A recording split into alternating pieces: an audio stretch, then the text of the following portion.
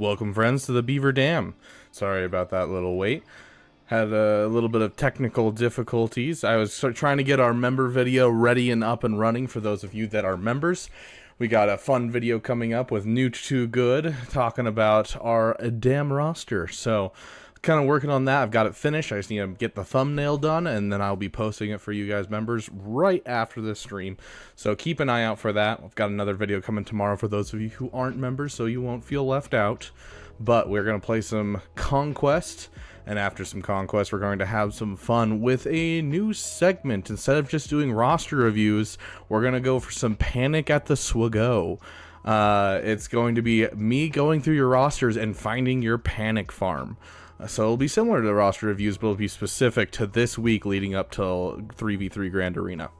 So I'm going to make our quick post just for our Discord saying that, hey, we're live right now, because I didn't have time, didn't realize how late it was as I was working on that video.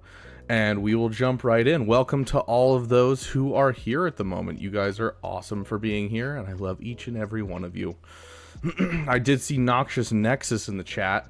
Welcome, my friend. For those of you who don't know, Noxious Nexus is the one who made our first damn song, The Last Day of the Republic.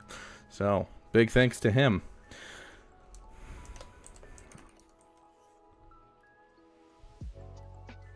Let's see. I love that. The very nice GIF that people can use.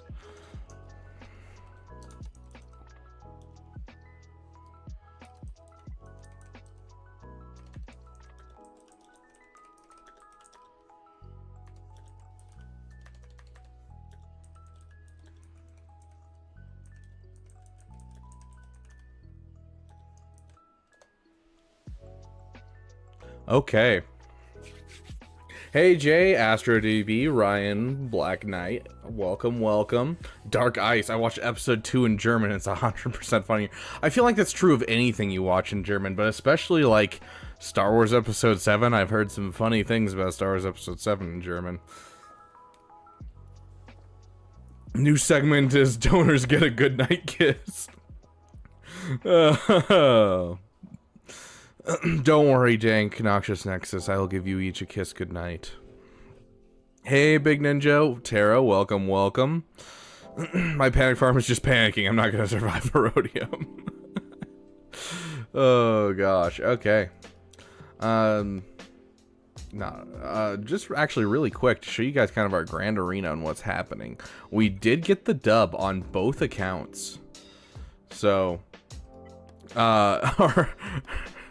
our opponent single tapped everything in our front wall here, and they got to the back wall and hit Ray once and failed. I'm guessing he took his SLKR against Ray and failed, and after that I think he's out of teams, and so like there's not really much he could have done to us at that point.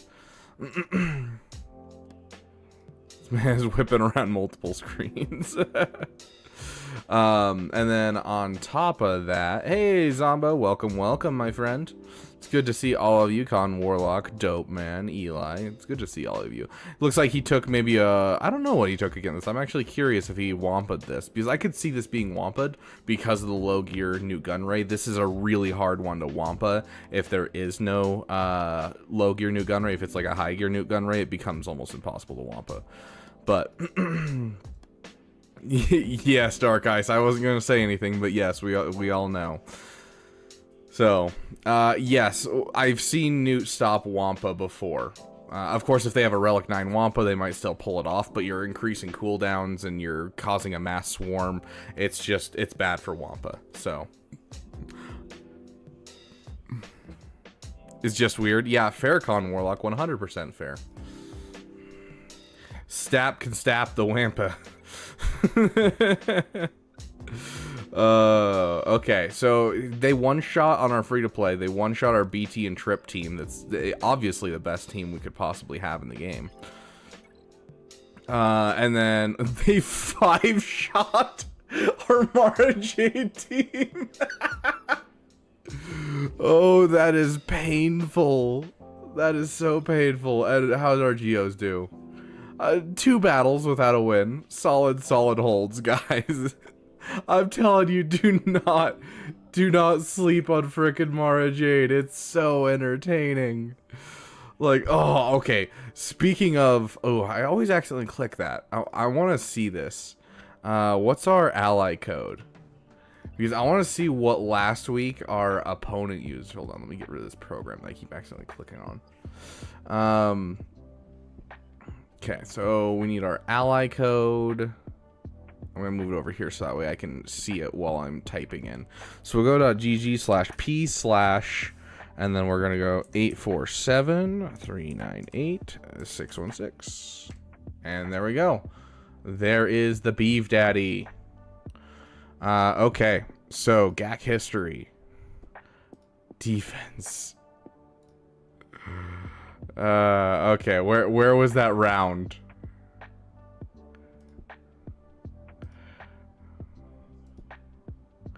Here we go. Okay. So through a Phoenix team with no corrects against it, lost. Through a Nihilist team against it, lost. Through a Plo Koon team against it, lost. Fifth Brother and the Inquisitors, lost. Oh, Padme against this, lost. And a Savage-led team, and lost.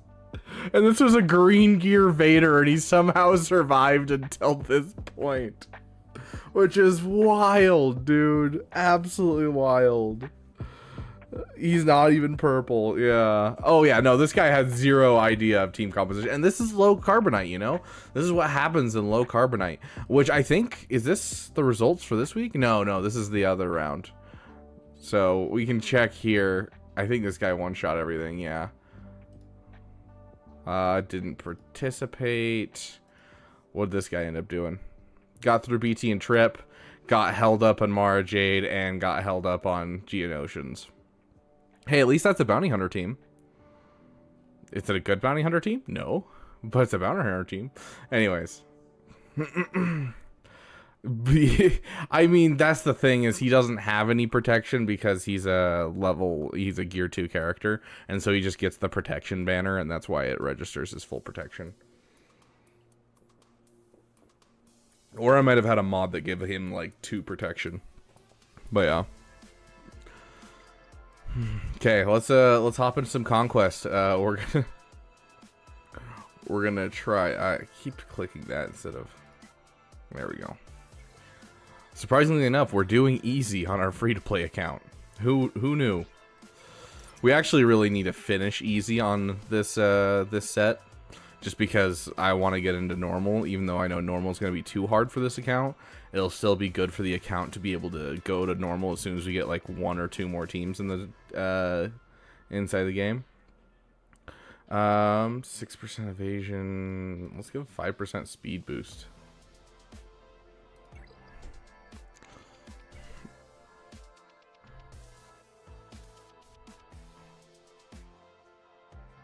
Forgot about Grind Quest. Yeah, it's back, my friend. Fair enough, Astro DB. Life comes first, dude. Life absolutely comes first. Okay, well, I need to double check what we're doing on this account. Because this account, we're just trying to get through as far as we can. So we can just be like, oh, look, Imperial Troopers. Sounds good. Minimum crate is that gives 20 Bane Shards. Scholarships. Yeah, fair. 100% fair. Anything to make college cheaper or free. I will always take that. Okay, so we need to do some Jedi battles.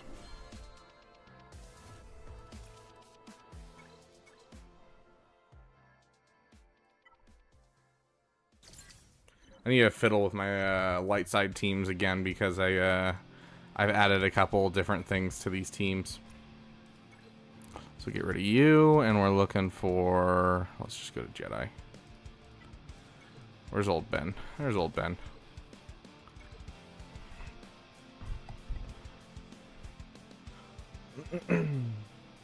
You should turn the Jar Jar mask into a mug or something. That's the problem, is if I do like a mug that has Jar Jar on it, I'll get like cease and desist letters from Disney, and so it's rough to be able to do that kind of thing. And like, I really wish I could, but it like I can't.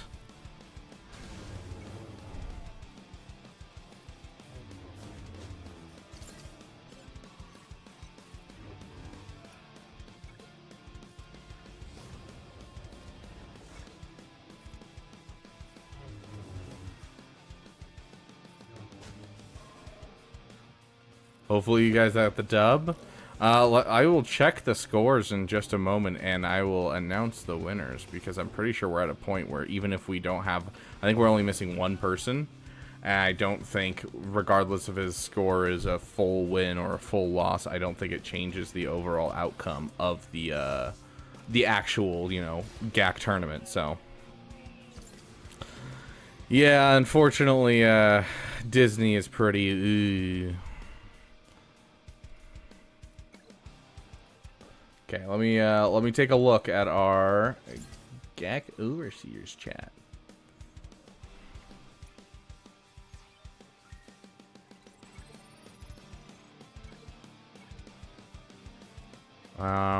What we'll do here is we'll just throw, not you, Conquest, that one. Nope, I clicked the wrong one again.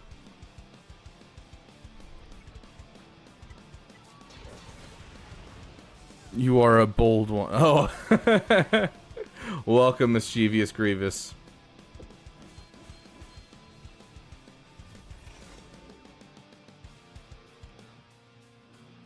Okay.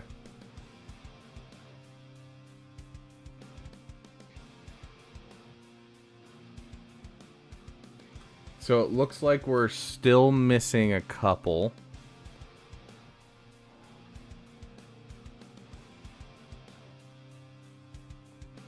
Let me just do this.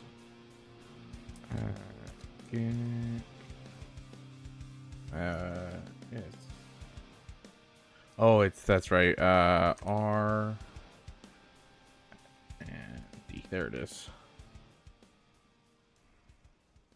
At mod. No, sorry, they're called negotiators.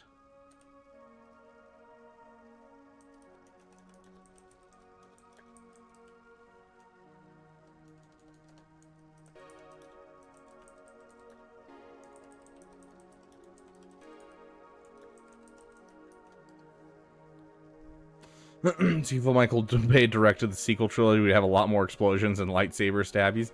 Yes, but will we have more people surviving from lightsaber stabbies is the question. Wow, I loved watching SLKR be stupid enough to swipe twice without actually, you know, doing anything with it.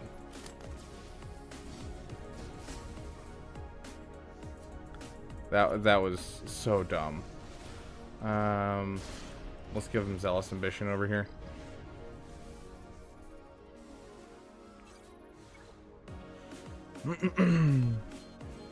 Exactly, I'll deal with this Jedi slime myself. Your move, you fool. Okay, so we don't have the final scores for everyone, and so those will be posted to post the final scores at the very end. But we do have our official winner of the GAC tournament for this season. The winning team of the GAC tournament is the Space Pandas. Congratulations, Space Pandas. You guys will be all awarded your honorary role for the next week to be able to lord over everyone in the damn Discord that you are the champions, and your trophy will be added to the GAC Hall of Fame. So keep an eye out, and we do have another announcement, which is Eli. Eli, I want to say, let's see, I can check his name in Discord. Linho is his Discord name. Congratulations to him. He is also getting added to the GAC Hall of Fame because he went 9-0, all 9 wins in a row in one season, and so he will also be getting his own trophy. Anyone that goes 9-0 gets their own trophy in the Hall of Fame, just to show how crazy that is to go 9-0. So congratulations to the winners, and congratulations to Linho.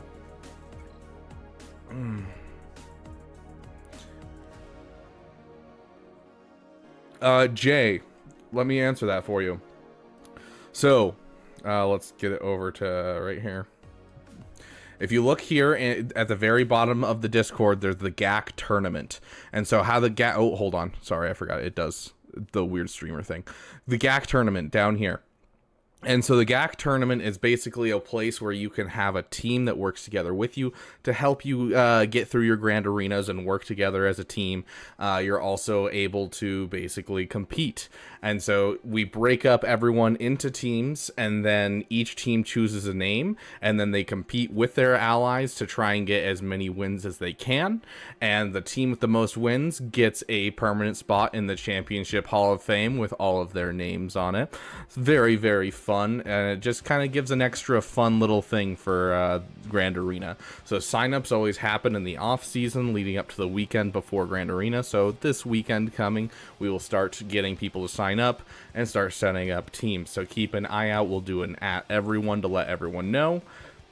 And all you got to do is just react to this post, which we have private right now, so you can't react to it at the moment.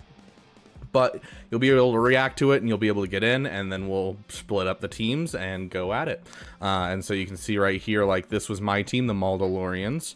And so you report your wins, you ask for help in your attacks. You're just like, hey, I'm struggling with this counter. What do I do?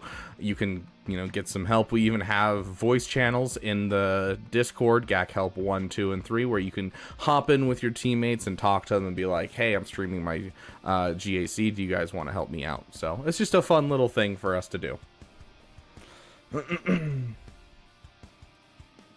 Okay.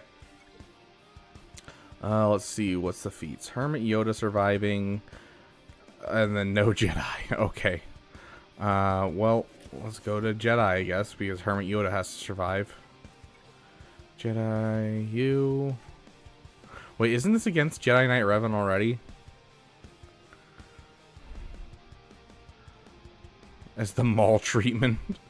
Yeah, I don't feel like throwing a low stamina Jedi Knight Revan team against this. I'll just go for no unaligned Force users. Oh, what team can I use for no unaligned Force users right now? I could do Zori. Oh, hold up. Guys, no unaligned Force users. Let's go. Let's throw our Gungans into Conquest. The Sabine routine. Oh, gosh. Does that mean, like, every time someone gets their hand cut off, it's the Skywalker special? Let's start with this.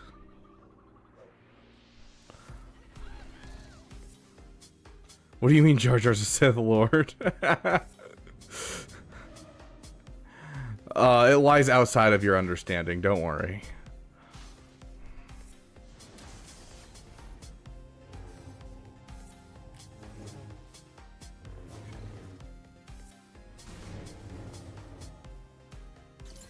Ooh, interesting.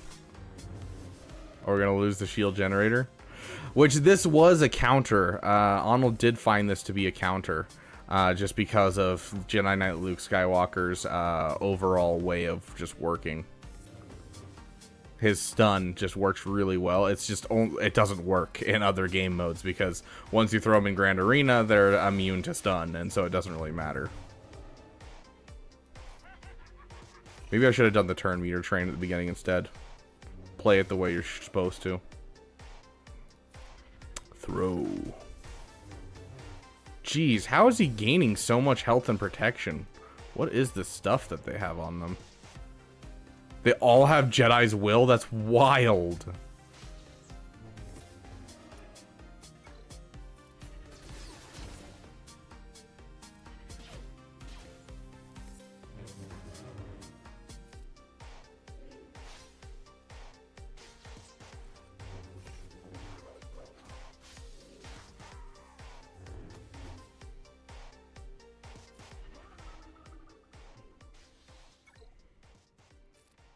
We have, like, literally spent this entire time just trying to kill Jedi Knight Luke. This is wild. The frickin' Zeta. from you when you ripped out those Gungans. Can I just say, I don't know who doesn't. Okay, I don't know who it is that needs to know this. I'm putting this on auto so I can look this up. I don't know who it is that needs to know about this right now.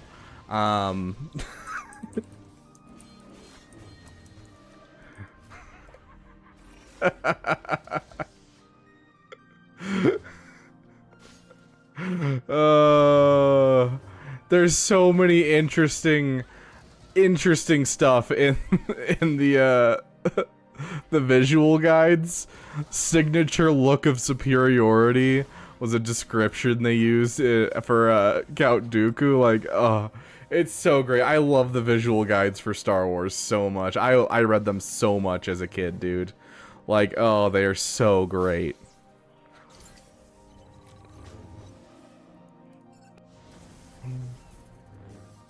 Okay, fine. We'll try this again. Let us open up with the regular play. Any relic enemies in Easy Conquest? Yeah, there's nothing in Easy Conquest. It's literally like Easy Conquest is literally too easy. Like, case in point. Okay, hit that. Everyone has turn meter. Hit that.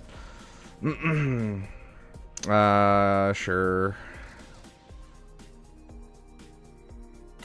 Just basic for now.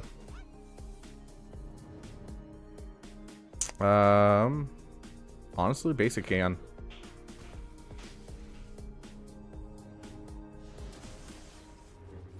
How are you guys gaining so much turn meter is my question. Because, like, I had enough turn meter to take all the first turns. Do they all have the same thing as Jedi Knight Luke? Because I thought that was part of his unique that gives him the extra turn meter. I'm so confused by this thing. You disappoint me.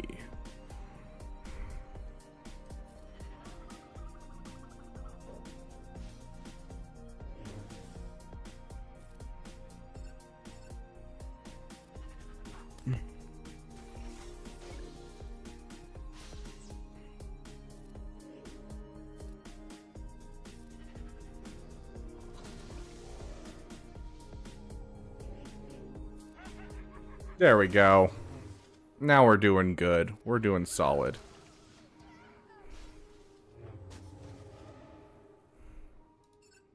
Just finish him off. Or not. Come on.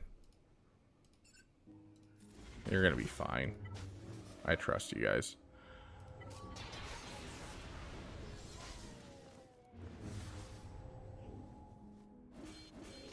There you guys go.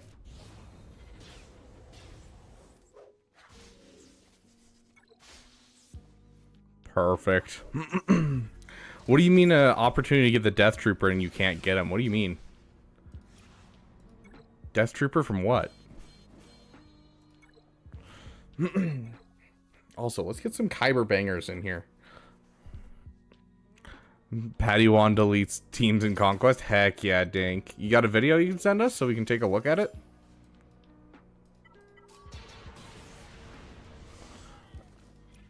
Let's see. I guess it's more important what's here than it is in those beat. Let's go for a power. No one man should have all that power. You know, the Death Trooper Special Forces guy? Yeah, like, I know who Death Trooper is in the game. But, like, what's your opportunity and why can't you get him is my question. Yeah, 20 energy for battle, per battle is wild. You are correct. But also, like, I don't fully mind it. Okay, what are we trying to do? Jedi, that's right. Let's get our Galactic Republic Jedi in here.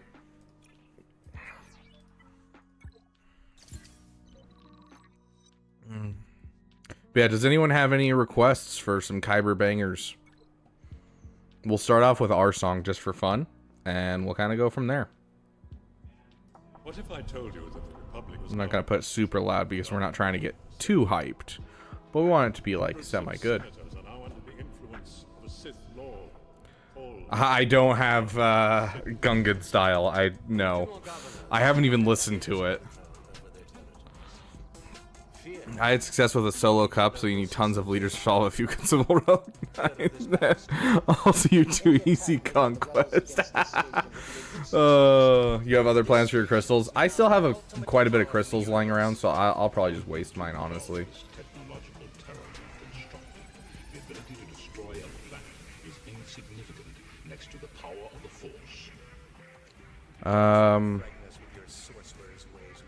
Let's drop gas for Shock T. I like Shock T better. I bought all the clones, the Stormtrooper and the Sith Trooper.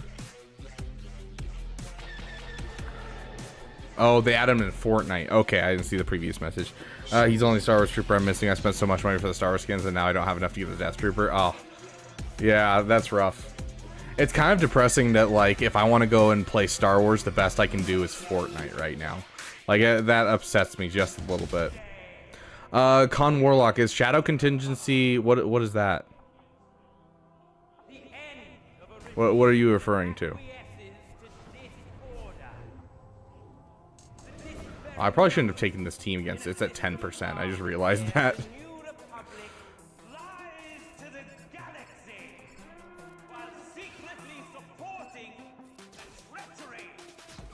Never mind. This will be fine.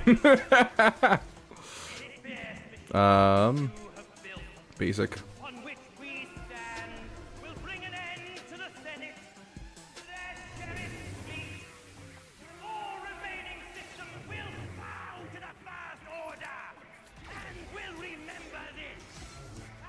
Laugh. Oh, okay, that's the DTMG song. I wasn't sure. Let's see if I can find it. I'm guessing it's under DTMG, honestly. That's the problem, is some of these are under like their actual name, and other ones are under like the original title for the video, which means it's like all caps, and it's Dark Trooper Moff Gideon's theme, and then like at the end it's like Shadow Contingency. So.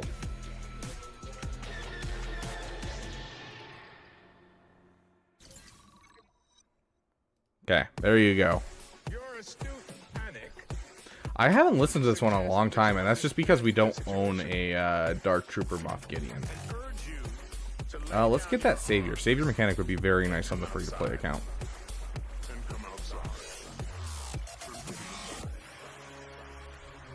Oh, you know we gotta go for gas and just laugh at how dumb gas is.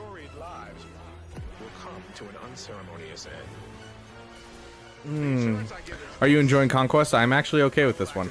I never really like fully enjoy Conquest. I enjoy playing the game more. Does that make sense? Like, I don't actually enjoy Conquest itself for the grinding feats and that kind of thing.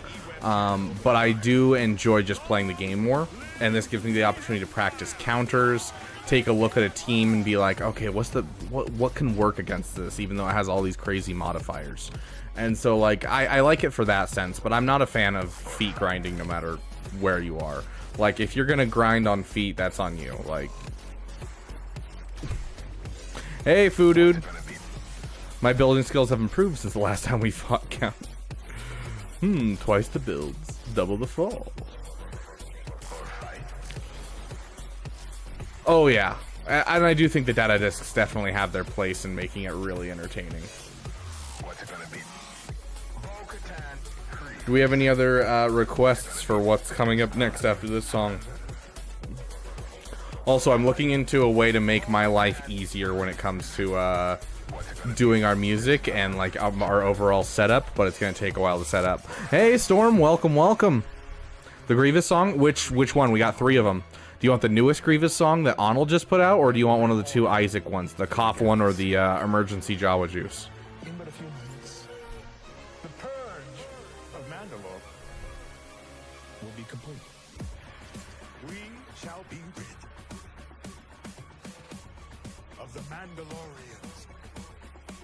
Okay. And for all. Which is my favorite?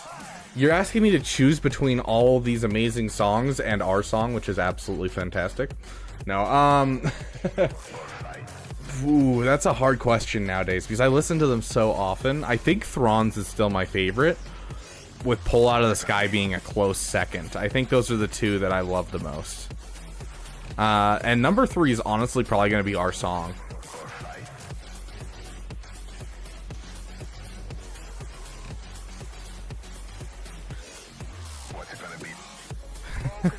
Final Fantasy music. I'm sure Zareth pays for the license to use that music. I don't want to pay for music, just because I don't see the point when we already have bangers to listen to.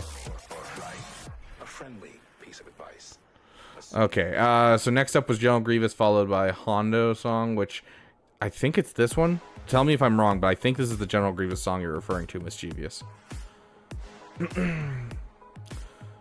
Save myself 4 months when Bane comes to Proving Grounds. I mean, it's 6 months. It's 6 months. Like, you still have 7 months before Bane comes to Proving Grounds, to be fair. So, okay. Got it the right one. Okay.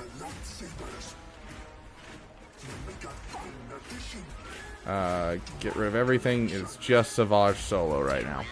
On this account, we need Jedi. What was the Jedi team that I had here before? Was it still a Jedi team? No, it wasn't. That's right. We used Sith Eternal. I'm like, wow, why did we get rid of what we had? Okay, there we go. Let's get rid of gas. Do that, that, and that. And call it a day. Wait, did this time out and I wasn't paying? No, we autoed. We autoed. It's just another Bad Batch team.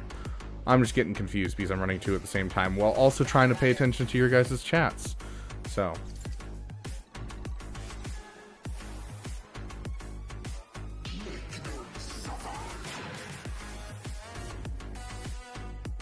See if we can insta-kill this guy again.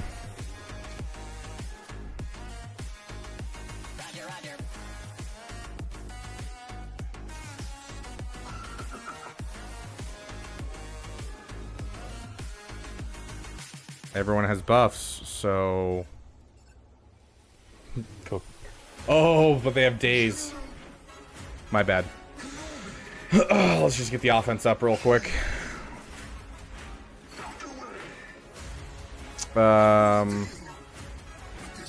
Basic. Gosh, with that offense up, still didn't do like anything. I hate how garbage this team is. I gotta be honest. Like, I really want this team to be amazing. But instead, it's just really subpar.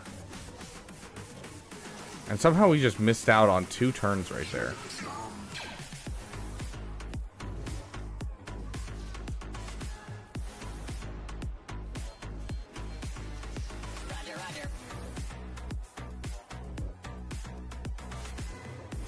Oh my gosh, that was so many dodges in a row. How?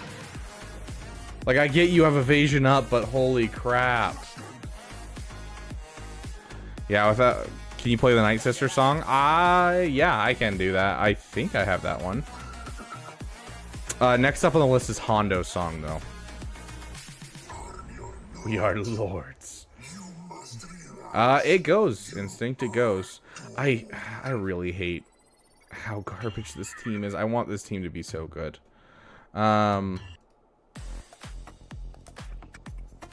I clicked the wrong one. I smell fear and I smell profit look the exact same out of the corner of your eye. You know that? Can we make this more viable if we were to drop... No, I don't like dropping General Kenobi. We're going to drop General Kenobi, though. And we're going to try adding in gas. Could you play We Adapt or Die? Of course, of course. We got you guys. We're gonna play all the bangers today.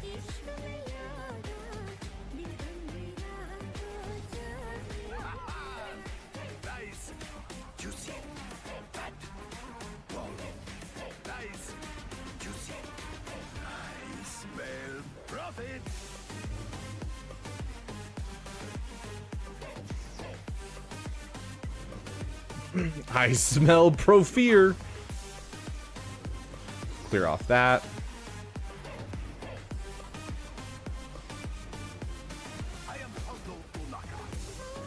Yeah, pumping gas's offense is so nice.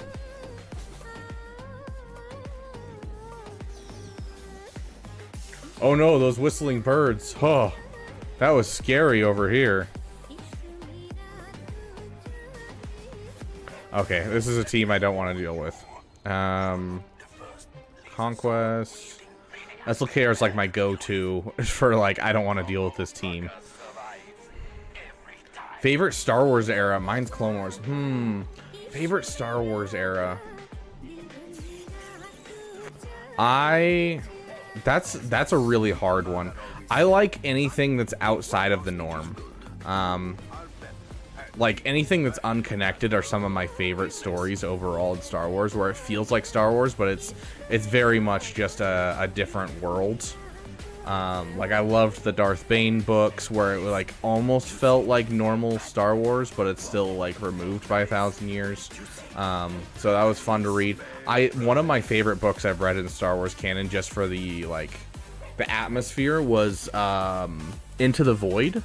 It was a book that took place, I think, 23,000 years before the movies. And like I thought that was fascinating and really interesting. Jedi weren't using lightsabers at the time. It was just really, really cool. So, like, are you talking about Visions? Like yeah, it's the one on Tython. Tython, however you say the name. Like Visions. So, if I were to get an entire show of the 9th Jedi episode of Visions, that would be like peak Star Wars to me. Remove it completely from the timeline. Be like the Sith and the Jedi have been like lost to time, but you know there's this one sabersmith who knows the ancient art of creating lightsabers, and so he's taken upon himself to maybe try and bring back this ancient Jedi order because an evil threat is rising in the galaxy. I love that idea. I think it's so cool, so refreshing. I love that. Madness, we're gonna be going through people's panic farms and helping them find their panic farms to finish this week. Now someone, who was it next? Hondo Song. Do I have Adapt or Die? Let's see if I have Adapt or Die. There it is. Zealous Ambition, Entrenched. I do like Entrenched. Let's give ourselves an Entrenched. It's not like we really need anything over there. Okay, this should be...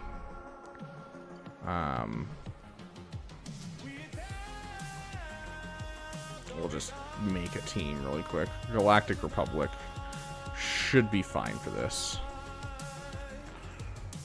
You, and you. I think that'll be worth better than Tales of the Empire 1 through 10. Oh, like I haven't had time to watch it. I am the worst Star Wars fan. I literally have been so busy the last like week making content and going to work that I haven't had time for myself like at all. And so like I don't have time. I have like 5 videos that are like partially done and like that I just need to finish, and I'm like, yeah, there's like 1 or 2 that I still want to re-record because I'm like, that didn't turn out as well as I wanted it to.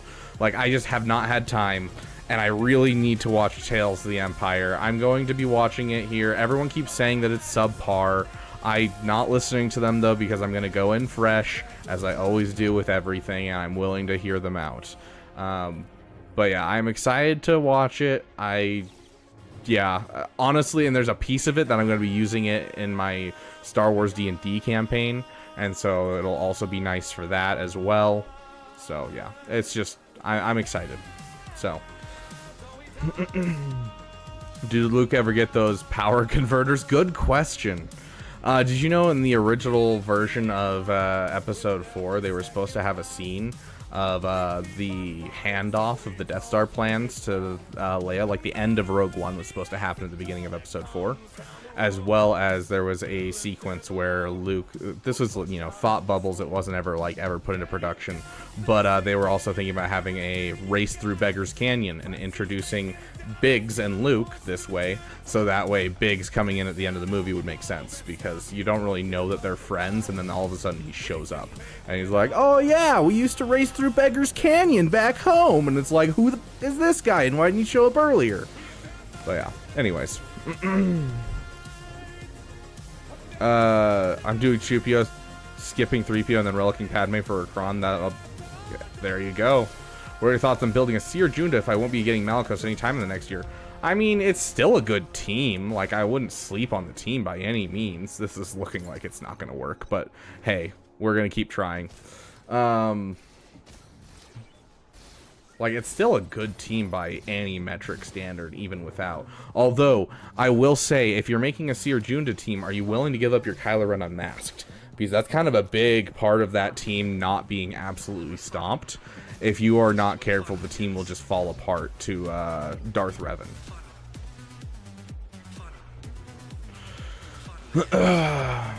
For the record, I'd like to state Conquest is horrible.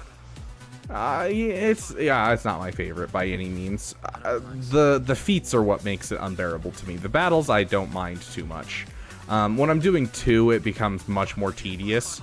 But typically, I don't mind. Okay, what was the next song in the list? Anyone know? Oh, we adapt to die. Night Sister song. Ooh, Sisters of the Night? Is that the name of it? Let's see if I have it. Yeah, I do have it. Okay, and then Madness asks, hey Beaver, what do you call a very explosive musician? Ooh.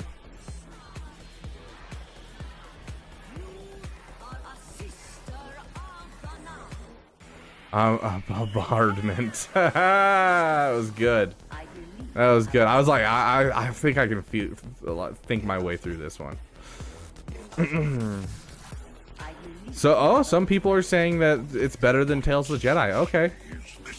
I think I take the cake for worst Star Wars fan. Dope Man, to be fair, you're not wrong. For those of you who don't know, we discussed this on our member stream.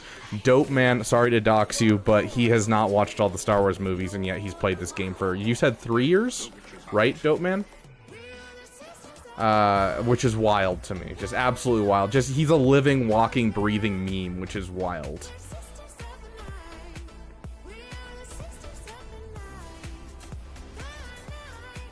Four years, almost 5. Jeez. You gotta go through with your wife and just watch them. For me, dude. Like, honestly, Dope Man, I would love, I don't know how comfortable you are on stream, like if you are down to go on stream, but I would love for you to go and watch all the Star Wars movies and then come back and we'll do like a members only video just for fun, talking about your first experience with Star Wars and your thoughts on the movies, coming out completely fresh into the movies. I would be very interested for that.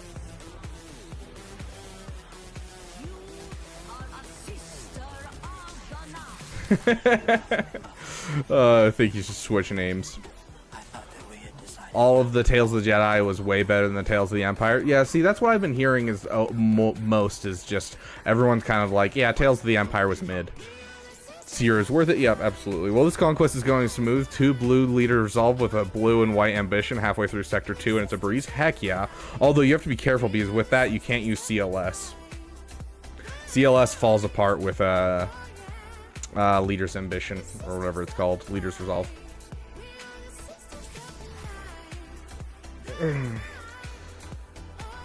It does work with Ninth Sister. It's just not as good. Yeah, Fulcrum does still hit like a truck. You're absolutely right. Yeah, next Conquest unit is projected to be a ship, so I wouldn't like count it out by any means. I think that's very possible. Sorry, I'm trying to keep up with you guys, but I'm also trying to run this at the same time. Feek sucks so bad, had to take a break on them, but also didn't red crate these past 2. Fair. Yeah, I'm the same way. I've had to kind of taken a break. Should have hit B2 right there, but oh, we have Hux. It's fine. B2 won't gain turn meter. Name the Star Wars movie. An old man tries to recruit a teenage boy to an outlawed religious organization. That sounds like episode 4.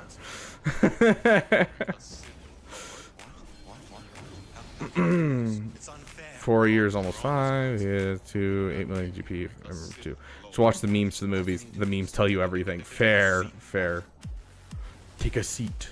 We had another request for a song. Does anyone remember what it was? Second Bad Batch song is what Foo Dude wanted. So we will jump into the second Bad Batch song, which I think is under Bad Batch Season 2, yeah. Okay. You guys can handle this. I believe in you. Okay, this guy is now exhausted, so we are now into our Geo team.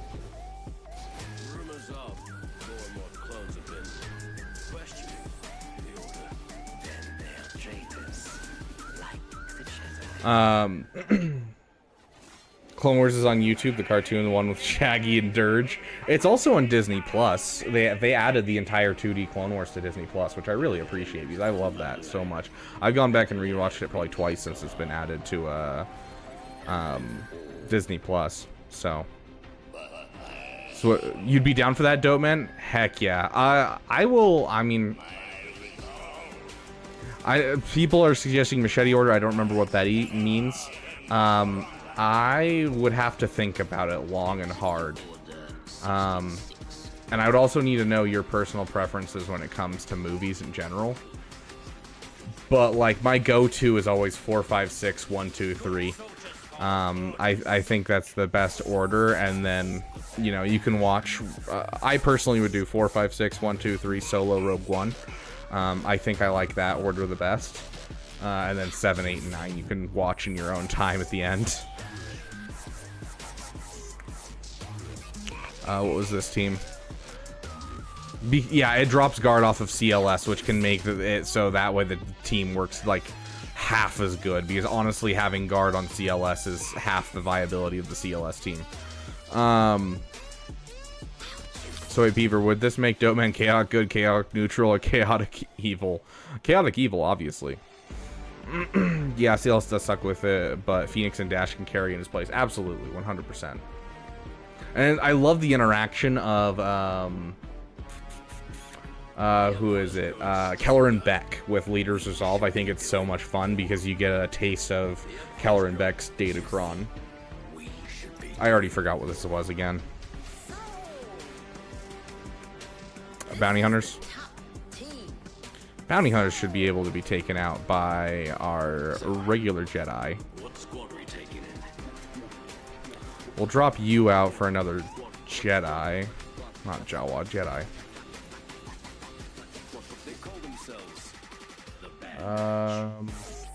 We'll grab a voluntary Vanguard in case we need it, but I don't think we will for this account. Sorry, give me just a sec, guys, and we'll be back to chat. Okay. Smaj is used to his wife being exhausted, not him. Let's just get the ability blocks out, pass it over, hit the stun, and pass that over, and that should be basically all we need to make this a good fight. Go for him. Let's just finish off Bosk. Yeah, let's do that. Disney fanfiction. I bought KOTOR on Steam. What should I expect? An amazing story with a very subpar graphics and some, heavy D&D mechanics. You'll love the game overall if you can get past the graphics and you enjoy turn-based gameplay. But like, that's the only bad part of the game, in my opinion. How to play mouse and keyboard in games. I'm a total controller nerd. Yeah, that's fair. I've had to learn that as well for KOTOR because KOTOR doesn't seem to have controller support, and I don't want to bother modding it and breaking it when I'm playing it on stream. So we're just gonna hit auto for this one because I believe these guys can do this.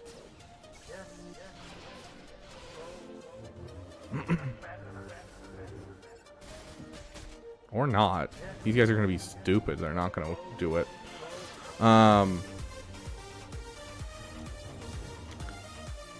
Guard on CLS makes him a tank. Yeah. Chrono Order started on good foot with the prequels.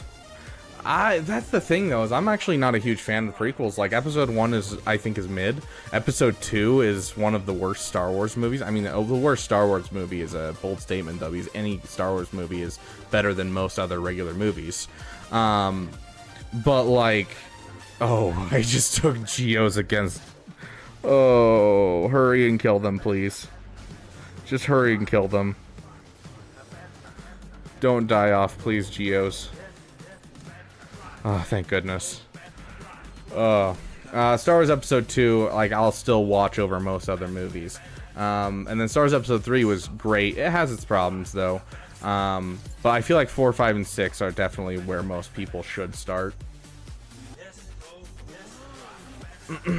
Build melee strength for KOTOR, absolutely. If you want the easiest way to get through the game, melee is the best way to do it. Don't focus on any side things, just focus on the melee attacks. What was this one going again?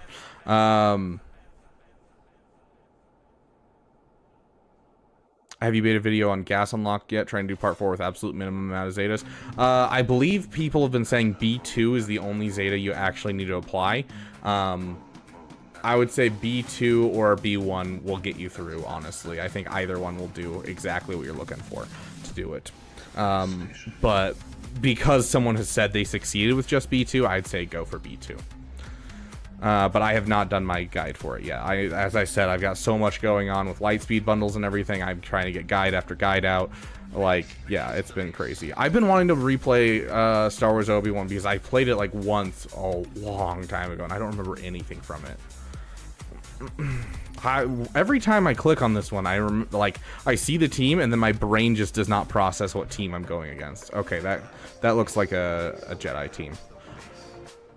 I loved episode 2 as a kid just because of the Battle of Geonosis. Yeah, episode 2 is one of the best movies when it comes to spectacle. It is one of the greatest movies that shows off a war in Star Wars. But past that, not really a fan. Dialogue is pretty bad. Overall plot is just eh. But like overall, love the game, or love the movie because it's a Star Wars movie. So.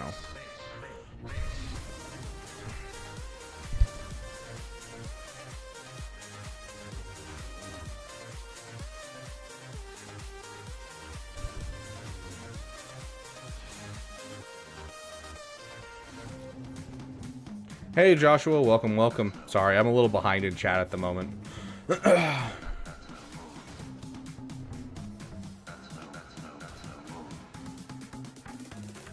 It's a basic. I hate Django so much. Okay, we're gonna try to kill off you.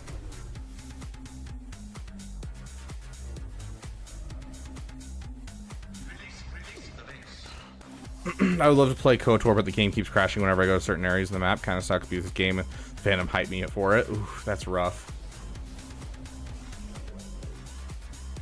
I'm sorry, dude. Did you use mods? Like, what's causing the problems? Do you know? Is it just you don't have like a great PC to run it or something?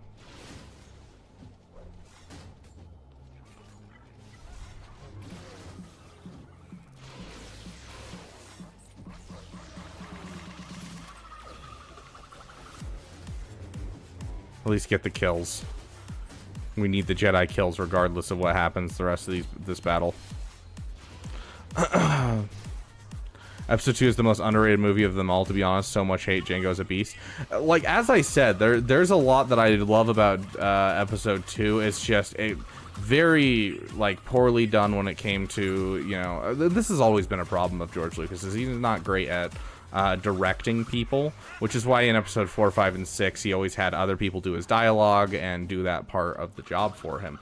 But during episode 1, 2, and 3, everyone was like, oh no, this is your vision, you have to do this, and he's like, I'm not good at this, that's why I hired people to do it.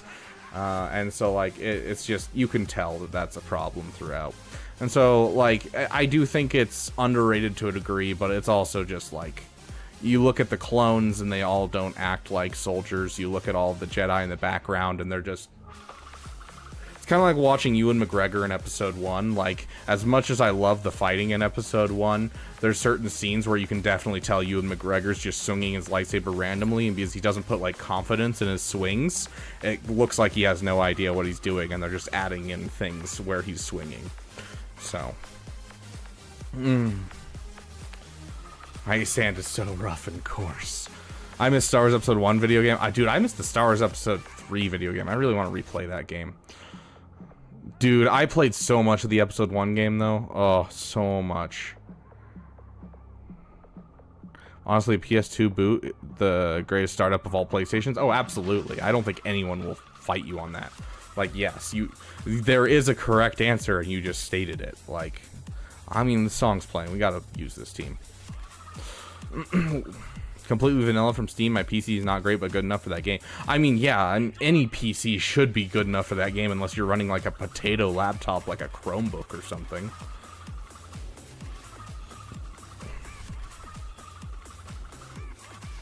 Oh, this is a Separatist team. I was like, huh, provoked. That doesn't seem right. And it's because it's a Separatist team. Yeah, we can leave those on auto. It's crazy how much drama around George Lucas there are. Some OG fans only who actively try to remove George from the movies are, as much as possible. They claim he had very little to do with. That's the thing, is like George Lucas was everything. Like, he did so much for the franchise, and yes, I have his disagreements with some of the things that he does, like overall when it came to Star Wars. But like, he is the person that created it, and he is an amazing mind. And like, I don't think that like shutting him out entirely is the way to do anything, because he is the reason that it exists, and he's the one that the biggest thing in Star Wars that I absolutely love is the mysticism of Star Wars, the mysticism of the Force, the mysticism around basically everything in Star Wars, the different mythologies grouped into one. By taking a little bit of every mythology and grouping them together into one thing, he made something that can stand the test of time, because no matter who you are, what your beliefs are, you'll find a hint of truth and a hint of something that you can connect with in Star Wars, no matter who you are. And I absolutely love that. He brought people together, and he was brave enough to come up with something that was so wildly different than everything else happening at the time. Like, he went in and he was doing something hopeful for Episode 4, whereas everything back then was all depressing and bleak and post-apocalyptic for movies. And so it was so wildly different than everything else, and that is so cool to me. And so, like, I'm not ever going to say George Lucas is like a bad thing for Star Wars. I don't think I think the people who are like, we need to take George Lucas out of Star Wars entirely, are kind of missing the mark to a degree. But I do think that he changes things because his vision, he feels that he has this vision and he needs to portray exactly what he has in his mind, even though most people are happy with where it is and have loved where it is. And so that's my one deferring thing where I'm like, it bothers me, because he's like, it's never finished, I need to continue evolving my work. And I'm like, no, continue growing your work and expanding outwards, but don't go changing things. That bothers me. So, my SWGOH YouTube. Hey, Otter, welcome. Is George canceled now? Oh, absolutely not. George did so much for everything, and like, you know, I don't know. He's an amazing man, but I also don't think he is justified in, like, a lot of people glorify George Lucas as like the, you know, the ultimate power. And they're like, oh, we need to bring him back for Star Wars. And I'm like, no, not really. I mean, you remember the ending era of Star Wars before he, like, sold it? He wasn't doing anything with it. He didn't have any desire to do anything with it. He was like, this is a finished project. And the only reason he would want to get back into it now is just because it'll make more money, because he's figured out how much people care. And so, like, I don't know. It's not something that I just hand over to him. I do think he should be involved. Like, I do think getting a job inside Disney would be very much warranted and would be a good thing for it. But also, I don't think anyone can handle that, because they're all going to bow down to him because he is the creator. So it's an interesting balance that I think could be struck that I don't think will ever happen. Yeah, George Lucas has his flaws. Yes, exactly. He didn't try to pander or appease, but that was also the problem. And so, like, it's taken too far or taken too less is the problem. You know, J.J. Abrams is a perfect example of pandering too much, and then George Lucas towards the end is going too far on the other side of just apathy to the audience. And so I think a bridge between those needs to be struck. And I think an example of that is Dave Filoni. I think Dave Filoni is an excellent example of a desire to both give things to the fans, but also know that there is a way that Star Wars should work, and you need to follow that way. And so, yeah, I don't know. There's a certain give and pull. I thought George was done when his vision was completed. Yeah, like, yeah. Like, people always talk about, oh, he had plans for other movies, and it's like, yeah, he had rough outlines. He never really wanted to do anything more. Yeah, no, absolutely. You can't say that George Lucas is bad whatsoever, because he created all of this. He's the reason that any of this exists. He's the reason that this community exists. And so he's not bad, but, like, he doesn't have respect for people, and that's the problem that I've always had with George Lucas. Even since I was, like, 12. I've had that problem with George Lucas, is that he has this vision, and he'll stomp on anyone to make sure that vision shows up. So, be there for the next 3 movies. It's interesting. I'm excited to see what he does with it.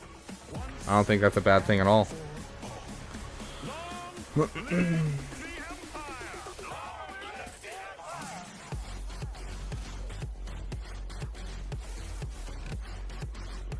One thing I hated about George, aside from how he creeped on Carrie, I mean, yeah, fair, was his opinion on expanded lore. Yeah, that was kind of my big thing, is like, you know, these people put their heart and soul into these projects that you greenlit, and then you don't bother to read them or respect them, and that bothers me immensely.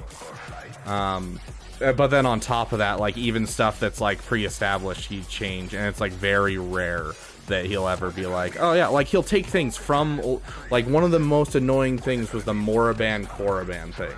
Like, dude, it's called Korriban, and it's been called Korriban for 10 years, and you're like, but I like how Moraban sounds, and it's like, okay, why? Are you just trying to piss people off, is how it feels. But yeah, like, the fact that he would greenlit it just because he wanted money, and then he would throw it away as soon as it didn't fit his narrative, was really annoying. And I do think that the canon reset wasn't necessarily a bad thing, because there was a lot of nonsense in the old canon. Like, a lot of just blatant nonsense and stupidity. Because things weren't kept track of. I think if, you know, it had been kept track of, and he didn't just be like, oh, you're gonna give me money? Yes, do your book. I think there could have been a lot there, and I think Disney was trying to do that, but they've started turning away, and it's kind of upsetting to me, because I was really hopeful that they would do what George Lucas never would. But here we are. Were I there for the CG Carrie era? No, I don't think so. I honestly, the only CG thing I've ever known about is like Meathead and them. Like, I am fairly new to SWGOH, and I didn't actually play, like, didn't watch streamers or anything or look into the game at all for the first like 7-8 months that I played. Probably closer to 6 months I played before I started watching Arnold specifically. But I love the view of Warhammer, I think, on expanded lore and fanfics. They said, hey, it's a fantasy work. Consider canon or whatever the F you want.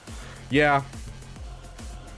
Which, I mean, it's fair if you set it up that way, but Star Wars has always kind of been that thing of, like, we have an established canon. So if you, like, set it up that way, like, sure. But, like, when you're claiming that you have an established canon, it just, yeah, it doesn't work to be like, oh, no, you know, we're changing this and we're changing that, and it's just gonna piss people off. And so if you set it up from there at all, then you're fine. Hey, Anakin Lava Crawler, welcome, my friend. Hey, Static, good to see you.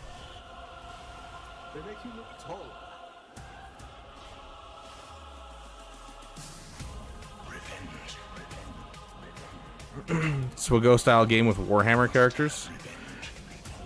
I don't know. It could work, but I think you might run into the same problem that Home did One of the big problems with Lord of the Rings Home was, or Homey, whatever you want to call it. I just called it Home. The problem with it was that they're taking these characters. Are they reducing max health?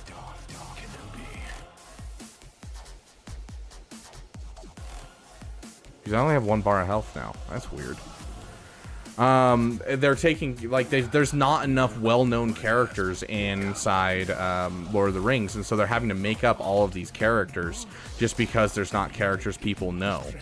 And so, like, maybe there is a huge community of, you know, people that would love to see that. I don't know, because I don't know much about Warhammer myself. But, like, I've never really heard anyone talk about specific people too much. It's always been the factions that are big when it comes to Warhammer, from what I've heard. So, just reduce stamina. That would make sense, yeah.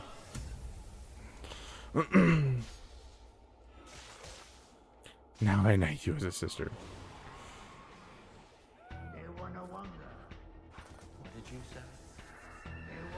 Yeah, professional Canadian. After we finish with our Conquest, we'll be moving on to roster reviews that are based around panic farms and getting you guys a panic farm to work on this week while preparing for the next week of GAC.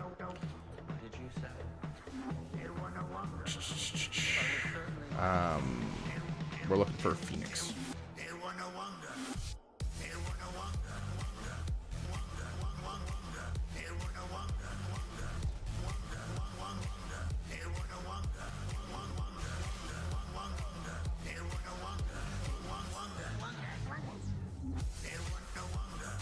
Hey, Beastman Lives, welcome, welcome. How much did you get Jar Jar up and running? It cost me $650 roughly. It's a little less than that, I believe, to just farm up the Gungans. Like, at the time I spent more money overall, but it was on other projects as well. So 650 is the total that I did just through the mental math that I did. If I go back, I can actually check the prices overall, but that would be about the most accurate. It was between 575 and 650.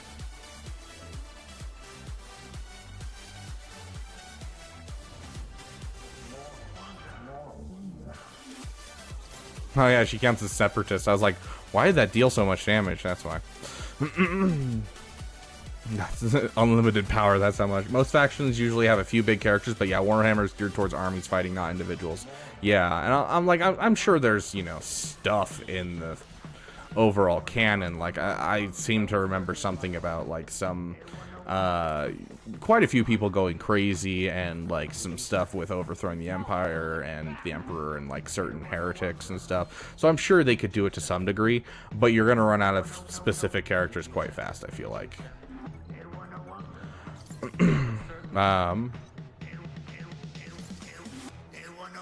Go be original characters 2-bit. They've done it sparingly. Yeah, that's the thing about Star Wars, though, is you can afford to do that. Like, there's tons. I really love Protection Shield. We'll grab one of those. There's just so many characters in Star Wars, so there's never like a time when you're gonna run out of characters. Star Wars has been around for so long, and it's so focused on individuals just everywhere. Like, I could just sit here and just name off, like, different books that have characters that no one's heard of. And so, like, you could always come up with a new character to fit into a Jedi faction. There's an entire series about Jedi who survived Order 66 and were on the run. You could take any of them and make them into a new Jedi faction. Like, it's just, yeah. Brood Alpha and Drogon are the only ones come to mind. Shorty as well, but yeah. If you don't look at the prices, it's free. I like that. I like that very much. Let's get some stacking offense in here.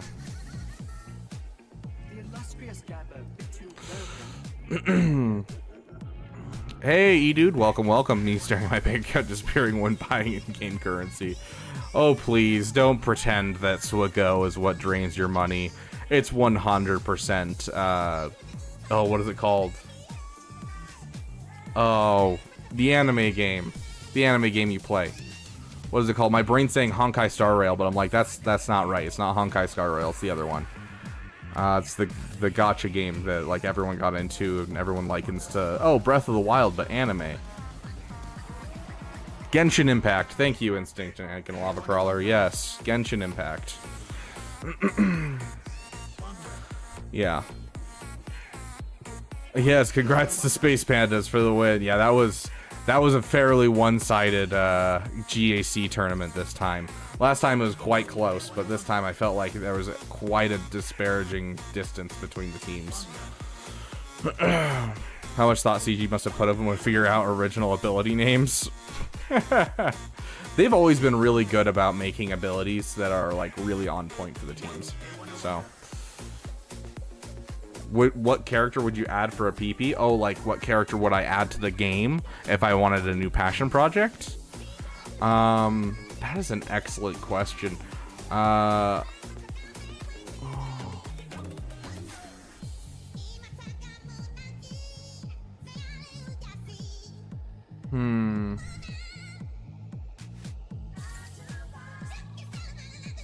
The thing is, this game checks a lot of my boxes, which I really appreciate, honestly.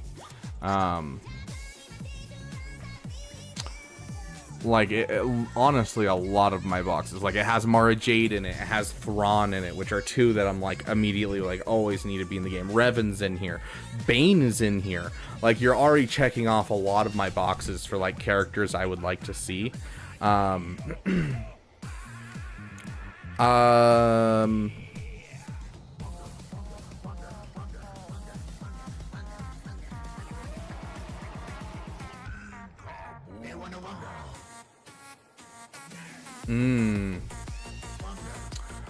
Maybe expanding outwards with like the Hut Cartel stuff and that kind of thing. I think it would be kind of cool to see what is his name, Prince Caesar in the game. I think that would be kind of cool. The head of the Black Sun. Of course, I'm waiting on Balin and Shin hard.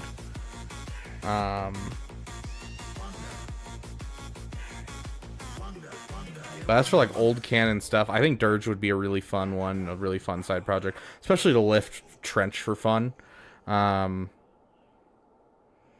If you wanted to give me a PP, if you wanted to give me a perfect PP for something to farm, you're gonna give me a Thrawn-led Chiss team with Eli Vanto on it, with a Chiss fleet with Admiral Aralani as the leader, commanding the Strike Fast, I think is the name of the ship.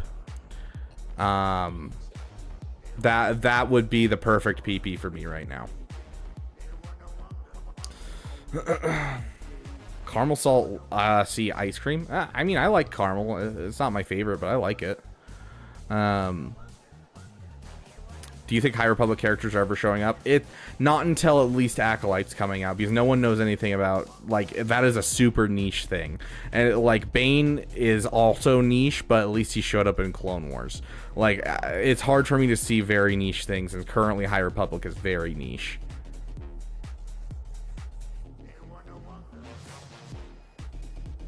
Dude, the Otter, that wasn't even supposed to be a joke. That's just like how everyone tried to get me into the game was. It's like Breath of the Wild, but anime. But I'm like, I've never played Breath of the Wild. What do you want from me? Sorry, I'm trying to catch up on chat because you guys just exploded. Revan Reborn, solid choice. Honestly, I would make that a PP. Max Rebo. I don't remember who that is, actually. Hold on.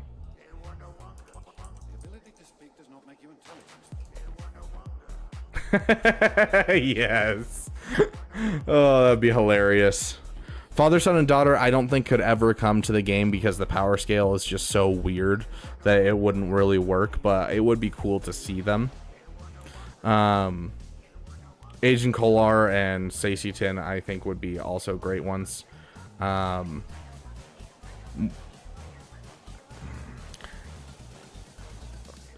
the... Oh my gosh, Yotter. Zero for the Hut Cartel. Interesting. I'd also like to see the Exile. What's her name? Mitra Surik. I would love to see that. And the tank tech on Dirge, so he solos everything when Trench dies. That'd be pretty cool. What if you got Snoke and a Supremacy capital ship? I wouldn't want the capital ship, but I would love a Snoke lifter for SLKR. I think that should be on the horizon, in my opinion. I didn't even check that. Did I go up to... No, I didn't go up to Carbonite 1. If we might actually get squished into Carbonite 1 on this account, which would be wild, as soon as like the review phase ends. So, Dagon Gera. I already don't remember who Dagon Gera is, even though that sounds super familiar. Why does it sound super familiar? Dagon Gera. Yeah, okay, Dagon Gera. Yeah, that's why, because I didn't really pay attention to the names in that game, and I played it like once to go through a lot, and then I stopped playing it for a while. And a mechanic where you had to play the right notes to inflict the right debuffs. Oh gosh. Java lifter? I don't know if Java really needs a lifter at this point. Father, son, daughter be a single GL? Yeah, they could. Darth Tenebris as a C lifter? Oh, that'd be interesting, honestly. Although, why specifically Tenebris? Why not just Plagueis, Jay? Because, like, Tenebris is his Grandmaster. Like, he's his master's master, so why not just Plagueis? Abeloth as a new GL is admittedly a horrible idea by IDK. Yeah, Abeloth is way too niche. Mitra as a GL, I think that we'd get, like, I feel like Mitra would be to Revan Reborn as like Bosch Leia is to Jabba, or like Cat is to JMK. So Darth Bandon, I could see that one happening, but it's still not one that's super known. So you have an excuse to Relic 9 him. I have played Survivor. I played it on stream, in fact, and one of the episodes almost made me cry after I recorded it because I realized my audio didn't work the entire time, and it was so depressing. And so I played through the whole game, but it just took me a while to get back into it because, you know, I was very inconsistent on streaming before I started Galaxy of Heroes. So we need to do this as well.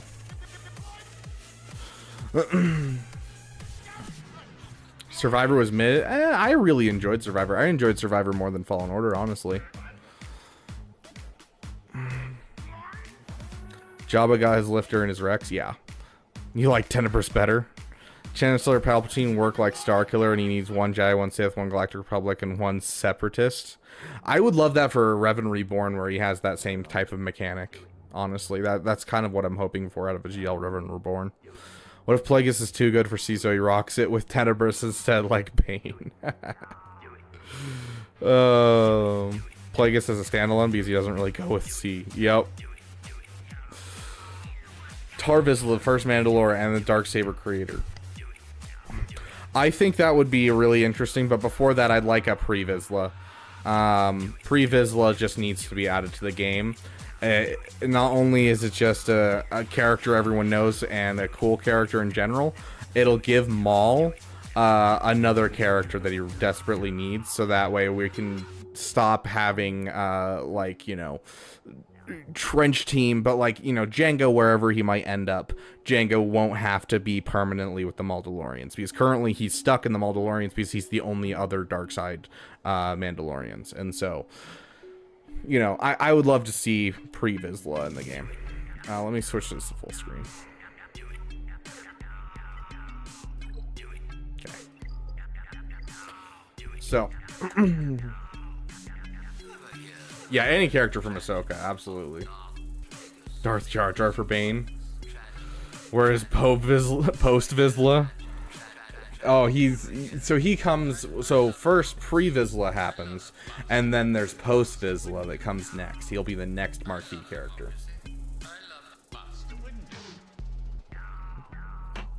Enoch with the Night Troopers, or whatever they're called, would be pretty dope. 11 pain shards, heck yes. Make Pre-Vizsla suck, but give him a dark side tag and revive. That's all we want. Fair enough. Fair enough. Peppy Bow. I don't even know who Peppy Bow is. Is that the one that Jar Jar falls in love with in like the second to last season of Clone Wars? I should probably get my rewards. Oh, this is so clean, dude. Okay. I'd love to see Chancellor Palpatine be a new lifter for Lord Vader to get Maul out of the babysitting duty. Yeah, Lord Vader, I want them to just rework the kit of Lord Vader. Please just make him good by himself. Like, sure, you can give him a lifter or something, but, like, just make him good. He's one of my favorite characters in Star Wars. Why isn't he one of the most powerful in the game? Pre-Vizsla, post-Vizsla. Oh, sorry, pre-Vizsla, Vizsla, and then post-Vizsla. Finally hitting level 85 either tomorrow or Wednesday. Hyped to start doing Conquest and GAC. Heck yeah, dude. GAC starts on next Monday, so make sure you have your teams prepped. Conquest, you can start immediately as you hit level 85. That's awesome, dude. Where's Shmi Skywalker? Oh, gosh. I can't see my Conquest Pass Plus rewards on the PC client. Is there a glitch that you have? Conquest Pass Plus rewards? They're right here. What are you talking about? A Senator faction? That would be interesting. I don't know if they'll ever do it. Yeah, the next GAC is a new season, so it'll be 3v3. Working teams is probably going to be a few weeks before that. They're where I want them for GAC. Yeah, I mean, and you can do a lot with some crap teams as long as you get a couple teams together. So I would highly suggest spending some of your raid currency, your raid 1, on getting some extra credits to make some teams. Yeah, do you mean the data discs? Like, what do you mean?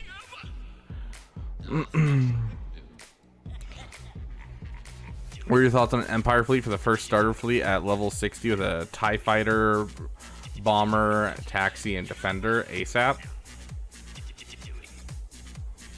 Oh, like that's part of your farming path? Honestly, I don't think it's a bad thing by any means. It's a solid fleet to have at the beginning. It's a little harder to farm. Like the first fleet is like almost always a mix of Empire, bounty hunters, and Geos to get the Zetas. But I feel like you could do really anything if you're pushing for it. They're overly OP for some reason. Yeah, that's we already have that. It's the Gungan faction, dude. Senator Chushi, so she makes leftover clones good without making 501st more broken. Fair. Previously, it'd be redundant because Maul's already ahead of the game. But that's the thing, is Maul is stealing from other teams right now, and they're making a big push towards pulling from other teams. And honestly, he's not actually that good just by himself, because he's a super big glass cannon. Like, the reason I'm pulling off the stuff I'm pulling off with the relic levels that I have right now is mostly because of the Mandalorian or Datacron that just left the game. So...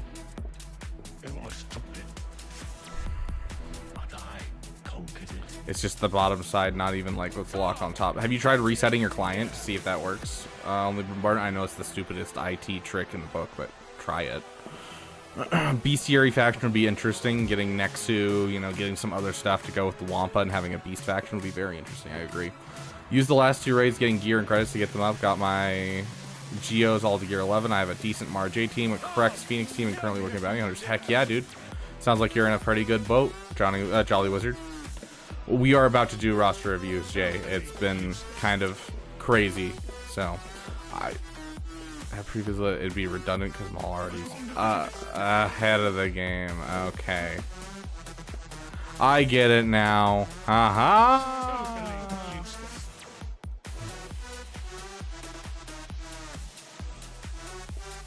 Slapdash, Tarkin, and Geo's fleet. Yeah, it's gonna be the best fleet that's possible. It's just gonna be lower stars than you'd like to get Zetas, and so you're kind of giving up your Zetas early to basically get yourself a little bit more viability early in your fleet charge. So that's just what you're doing.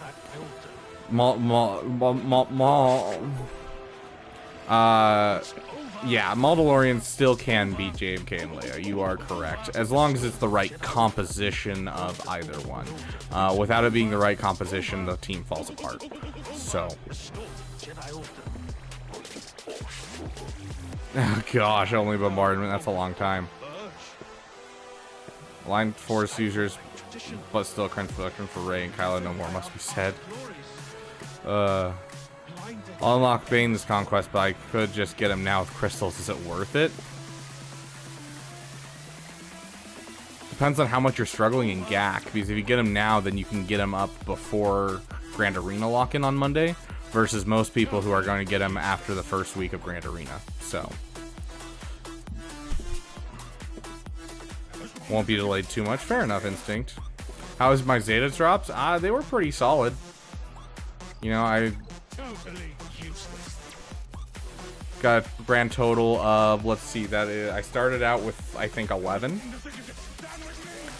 And so 11 to, what is this right now? So 11, so 70 plus 20 is 90. So I got like 79 of them over the 3 days. So I loved it.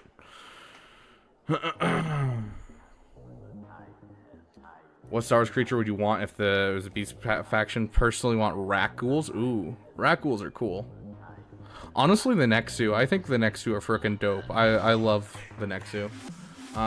They're if any of you have ever played the Bounty Hunter game where you play as Jango Fett, Nexu are absolutely terrifying in that game. But yeah. 5 GLs in one squad. No, this is not Marvel Strike Force. I absolutely hated that so much. It was so dumb for the game. It was literally the stupidest thing that I've ever seen in a game, because it just makes it for a meta of just, let's throw all the most powerful characters together and who cares about teams because you can't beat this one. Woo! I hate that so much. Absolutely not.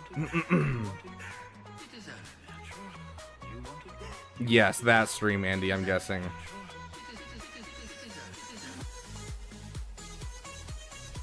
Do a few extra drop events for Gungans as well. Here's to hoping. Although I have a theory more that it's going to be something like Mommy Mandalore than it'll be Gungans. But it could be Gungans, 100%. 91, heck yeah. Does game balance not exist in MSF? Basically, no. The whole game doesn't have a ceiling. So anytime they drop a new character that's something amazing, they immediately start working on the next team that's going to be even better than that one. The power creep is constant. And so a team that you got one year, you're going to have to farm a completely different team the next year to replace that team for whatever raid you're doing or whatever you're doing. Like every year they come out with a new team for everything that you're doing, basically. And so you can never catch up fully, and they just keep adding gear levels. You know, it's not like how we have Relic 9, that's the farthest, and we were thinking about adding Relic 10. It's like, oh, hey, we're gonna add another gear level. It's still pay to win. The last 3 ones are still pay to win. You can't actually get them without, you know, paying money. Oh, that character that came out 2 years ago, yeah, we're finally adding them to free-to-play farmable. Also, this character that came out 2 days ago, we're gonna make him super accessible, but no one else on the team, so it encourages you just to spend money constantly. I loved Marvel Strike Force for the first, like,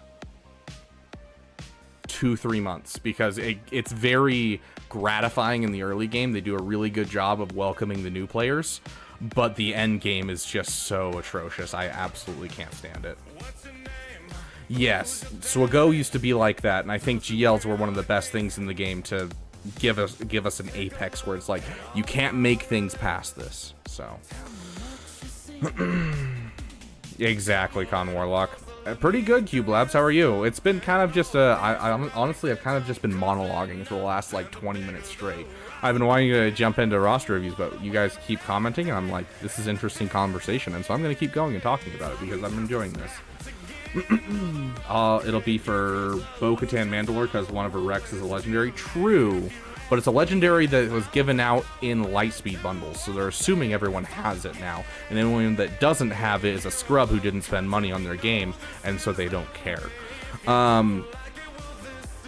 That sounded really mean, but like, it's just how I see it. CG doesn't care. They tried to give you the opportunity to get the character. Start roster reviews. I have to go to bed soon. Fair enough, Professional Canadian, just for you. Let me open up my Discord.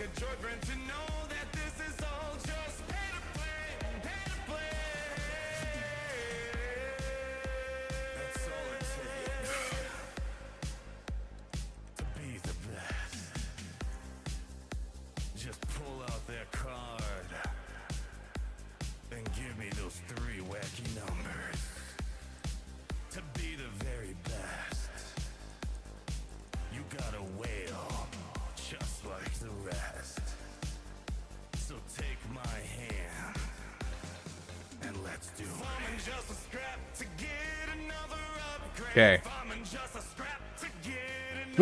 Let me catch up in chat while I let you guys go and sign up and everything. Okay, I feel like Bane is the limit for non-GLs. Yeah, I feel like there's nothing that can be more powerful than Bane without breaking the game. And honestly, I could actually see them nerfing Bane because of what they've done with him.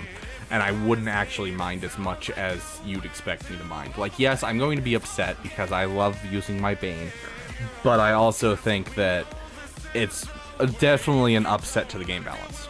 So... should be getting Bane's Conquest. Congratulations, Lefty Ripper. That's awesome. Like, literally awesome. Really don't want to farm GL Ray. I don't see why I need Relic 7 BB8. Dude, just farm it. You get 2 amazing teams in the game. Like, especially because they're 2 amazing defense teams, and so that means you don't even have to enjoy using them on offense. You can just throw them on defense and not think about them anymore. How old is MSF? Ooh, that's a good question. Let's see. It's not new.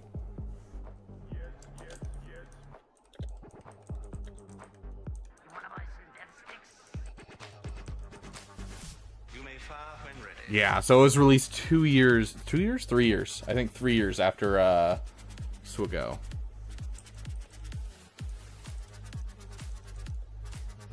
Yeah, 3 years after SWGOH. Yeah, 2.5. But yeah, so...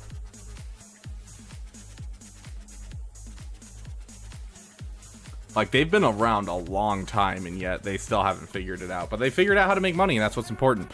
Okay, Black Knight, you are going to go first since you were kind enough to donate, my friend. You got 4 Zetas and don't know what to do. Hey, it's not a bad thing to save those Zetas. Okay, we'll talk about it. Let me catch up on chat really quick. Would you rather the sequels not exist, but so does the Clone Wars, or there are 3 more sequels, but the Clone Wars is expanded? So either I keep the sequels and I also lose Clone Wars, or I get the sequels but I get more Clone Wars. Honestly, I will say neither. So Clone Wars added so much to episode 2 and episode 3 that made the movies more tolerable, because if you don't have the context of Clone Wars, the change between Anakin in episode 2 and episode 3 and the beginning of episode 3 to the end of episode 3 just does not make sense whatsoever. And so episode 3 added a lot of context I think we needed, and so Clone Wars is just so vitally important, but I think we don't really need more Clone Wars, honestly. Like, I enjoyed how much we got, and I think we got some really great things out of it. We got some really terrible things, and I'm fine with us moving away and making different things. As for the sequels, they happened. Would I prefer them to, you know, go poof? I guess, yeah. Would I rather... like, it's not even that I'd rather have them go poof. I'd rather them just be rewritten, have, like, one director through all the movies. Because, like, honestly, if Rian Johnson had done the entire trilogy, I'm sure I probably would have liked it. If J.J. Abrams had done the entire trilogy, I probably actually would have liked it less, but I probably would have still liked it. So, like, it's just... I don't know. I think it was a train wreck of conflicting desires that killed the sequel trilogy. Because, like, there was some stuff in the sequel trilogy that I really thought had a lot of potential. So, I don't know. Maybe I'm, you know, putting myself out there and everyone's going to roast me in the comment section. Oh, 4 Rex, 4 energy types, they need 1 every type of their events. They can't do it with Best Carmando. I lost it. Hold on. Come on, you're 1/4 of the way there. Just spend $900 on the other characters. That's all. You said that. Almost said if you don't like it. Oh, I love that. Just my SLKR at top. Heck yeah. CG will add a tip feature next, where you wail on a character. You see a tip CG option. No, but there is a tip option in my description, but that's not for you guys to tip me just for my content. That's if you guys want to help wail on something that we're, like, going for, then you can go through that, and it makes it easier for me to get the money than YouTube does. And so that's up to you guys. That is not for me to just get tips from you guys, because I don't care. I genuinely don't. I'm just happy to have this channel, and so... if you want to help us get the next Jar Jar, then go for it. But, I mean, we're not really farming anything specific besides Mommy Mandalore. And as you can see, we're actually very close to Mommy Mandalore. I've got a gear 11, almost gear 12 Paz, so as soon as we get our next raid, we'll have him to gear 12, almost gear 13. And then we have... Where is he? There he is. IG-12 and Grogu is now gear 13. I haven't reliced him because I don't have a team to go with him, and so I don't plan on relicking him to relic 7, even though I have all the materials ready, until we're close to the Mommy Mandalore event, just in case, especially because my guild wants me to do a couple relic 7s for the guild, so we'll just kind of see what happens. Doggo's behind me? Oh yeah, Mara's always behind me. Remember, if you guys donate 99 cents, we get to bring Mara up here on the chair and give her a treat. Okay. Gosh, so much chat. I'm honestly going to skip a lot of this. Wouldn't mind trying this panic farm review thing. Could we do the live review? Absolutely. Our members always come first. So, Wep, if you would like to get into our waiting for roster review section, we will pull you in and we will do a live roster review with you, my friend, and we'll go over your panic farms. Hate all things to do with BB-8, to be honest, and Ray for that matter. It's fair. We are going to switch out our music just because this music's kind of distracting. I love it. It's just a little distracting.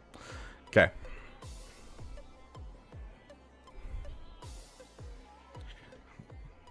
If you remove the sequels, you still have the 2003 Clone Wars. I loved the 2003 Clone Wars. It had its problems, very much so. But I loved the 2003 Clone Wars. Bendu GL. Colin Tomorrow's, I forgot what his name was. Episode 9 Duel of the Fates draft. I don't think I have. If you have it, Yotter, please send it to me. I'm always down to listen to music. I love music so much. J.J. Abrams has never finished a story well in his life. I don't know enough about J.J. Abrams' work to comment on that one. I just nuke 9 from orbit. Fair. Please stop talking about tips. Why not? You know? When we're going for our peepees, we just need a tip, you know? That's all that matters. It'll help fund the peepee. Just the tip. That's all I need. Jar Jar shakes. Am I hitting my desk too much? Or are you talking about Jar Jar clinks? For the current Galactic Challenge, you can easily... Whoa. My light just started flickering. Oh, I might have to get a new ring light soon. I mean, luckily that ring light was like 10 bucks. Do I have time to shower before my roster review? Hopefully not. I'm finally caught up in chat, I think. It's a concept art for episode 9 from an independent director. I think it would have saved... Oh, okay, yeah, send it to me. If you have, if you know where to find it, send it to me. Have I tried Gungans and Conquest? Yes, we brought them down to like 50% stamina. We were using it in Conquest. Okay, you sent it on Discord. I'll take a look. Okay, sounds good, Apple. You have a great day. Okay. Oh, let's see if we can... Okay, can we do this really quick? I'm trying to remember what it was. It was go into a squad arena. Yotter, you would know from earlier today. It was go into a squad arena, right? Or a fleet arena. And then you hit auto. You open this, and then you tab out, right? Nope.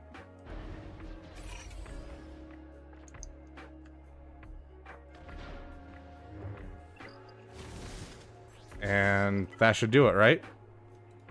Nope. Does it have to be in window mode? Is that what it was? Someone said it worked in,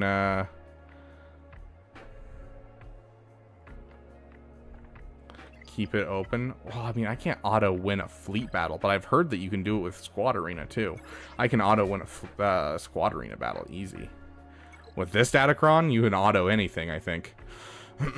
Okay, so we're in a battle, we hit this, and then we open up chat, and now we leave it. Okay. Let's just general comedy but flipped. Oh, that'd be great. There's some 2-3 episode arcs in Clone Wars that are better than the entire sequel trilogy combined. Oh, absolutely. To this day, oh gosh. To this day, I absolutely... Did he just wiped their entire team with that hit? Jeez, this Datacron's busted. Okay. Yeah, dang it. Let's see if it has to be windowed mode.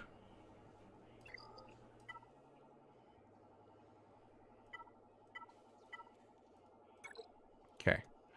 Got windowed mode, and we're going to bring it over so that way it's in the right spot. Okay. Let's try it one more time.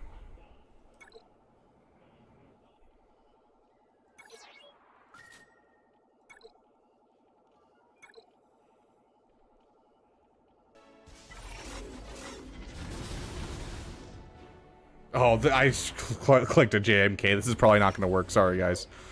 Because I think you have to win. Okay, so we got quite a few people. We have WEP here waiting in our roster review chat. If this doesn't work, we're just going to jump into WEP. Hope for the best. Adam Driver wanted to say hi. This is the SLKR Quran, which is still insanely busted. I don't have the reroll materials to reroll it, so.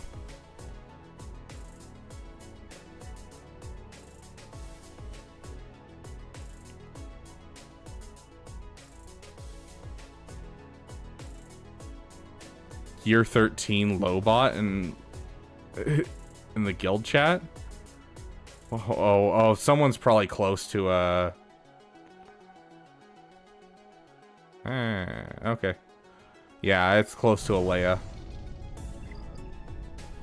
Anyone else hear Kylo Ren's lightsaber just turn on?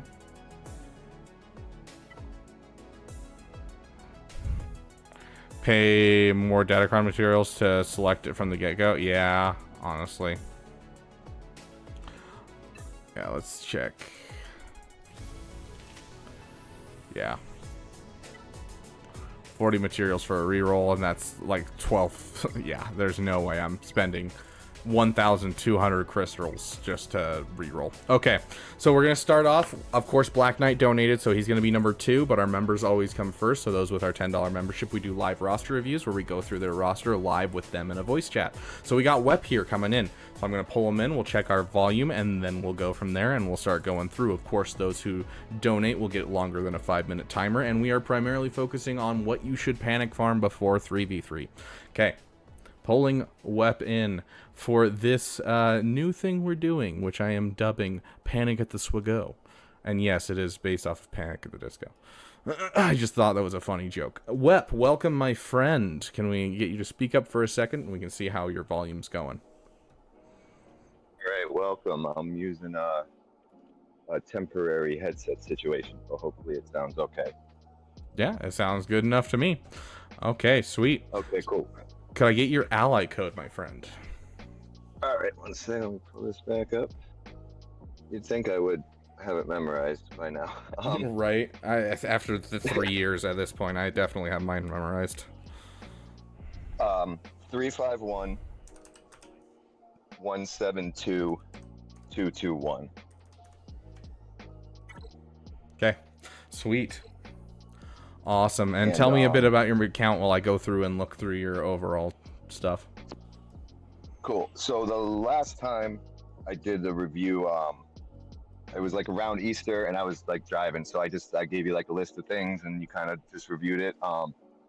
It was just like an order that I should probably go through, and I switched around a couple of things based on your recommendations, and I got most of it done. It was like 2 Zetas on the Troopers team, Zeta on CLS. All the Zetas on SLKR, I just held off on the basic for now. A Zeta on Iden team, finished Zetas on the Phoenix team, Omicrons and like Star Killer and Rex, and like finished all that stuff. Got the CLS to Relic 3. I just need Dark Trooper to Relics, and then I can do Ray. So that's like where it's at right now. Fair enough. And yeah, honestly, looking at your roster, like, looks solid. You don't have a whole lot of holes missing. Like, obviously, you can Relic Zori and Captain Rex, but that's Kyrotex that, you know, shouldn't fit in your farm too well. But honestly, yeah, I think your panic farms, looking at this account, you could, of course, throw some stuff into your light speed bundles a bit if you want to. But the panic farms that I would specifically suggest if you want the most efficient way to get the most wins and the most banners would be Dark Trooper. And then I actually want you to focus down some Datacrons this season hard. I know you don't have many Datacrons at the moment. I don't. But was if you, thinking of when I should start doing that. yeah, like, I mean, you have enough relic characters that I would suggest it for your account regardless, especially during 3v3, because you got to think in 3v3, you end up with, like, double or triple the amount of teams that you can make out of your stuff. For instance, you can make a Kylo Ren, so Supreme Leader Kylo Ren with First Order Stormtrooper and with the current Datacron set, the First Order Special Forces TIE Pilot, and then you can make another one that's a Phasma team, do a Kylo Ren solo. There's a lot of things that you can do, and these are all going to be relic teams, so they'll each need a Datacron in general. And so right now, the current set of Datacrons with the 15% max health and max protection, even if you just go and get a slew of those for light side and dark side, that's going to help a ton swinging up. I used to use the 15% max health, max protection on my gas team to make it so even though it was low relics, take out Malgus teams with a 100% win rate. Like, it's just such a great thing to beef up your characters. And so even if you can't afford to push for a level 9 for that Supreme Leader Kylo Ren you have and get that perfect Kron, even getting a couple level 3s and maybe a couple level 6s of some good First Order Krons are going to be really beneficial in this account. So your character 100% should be Dark Trooper that you're trying to get up to relic. Yeah, but then I definitely think throwing in some Datacrons, pushing Conquest hard is going to be super, super nice. Okay, cool. Yeah. Cool. Yeah, I was going to just hold off on the Lightspeed bundles that the recent ones until I got the other stuff done, obviously. So yeah, which 100% I think is the best thing to do for most people. Like, I don't want to see people abandoning a GL that they're so close to for, gas. Like, yes, gas is great. Gas was my first PP, but he's not like the end all be all. I'd rather have a Ray in my roster than I would a gas. Yeah. So, or even a Star Killer in my roster over a gas. Okay. Yeah, I have I brought Scavenger Ray to 7, Relic 7, so I just have BB-8 and Training Ray to bring to 7. There you go.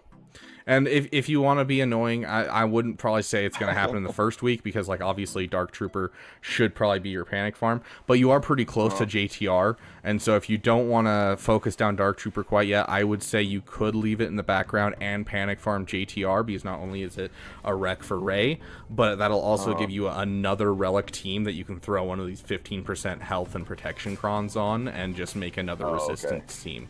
It's not going to be anything like special. JTR teams are kind of just so-so, but it's still going to be a relic team that you can throw a Kron on and do some stupid stuff with.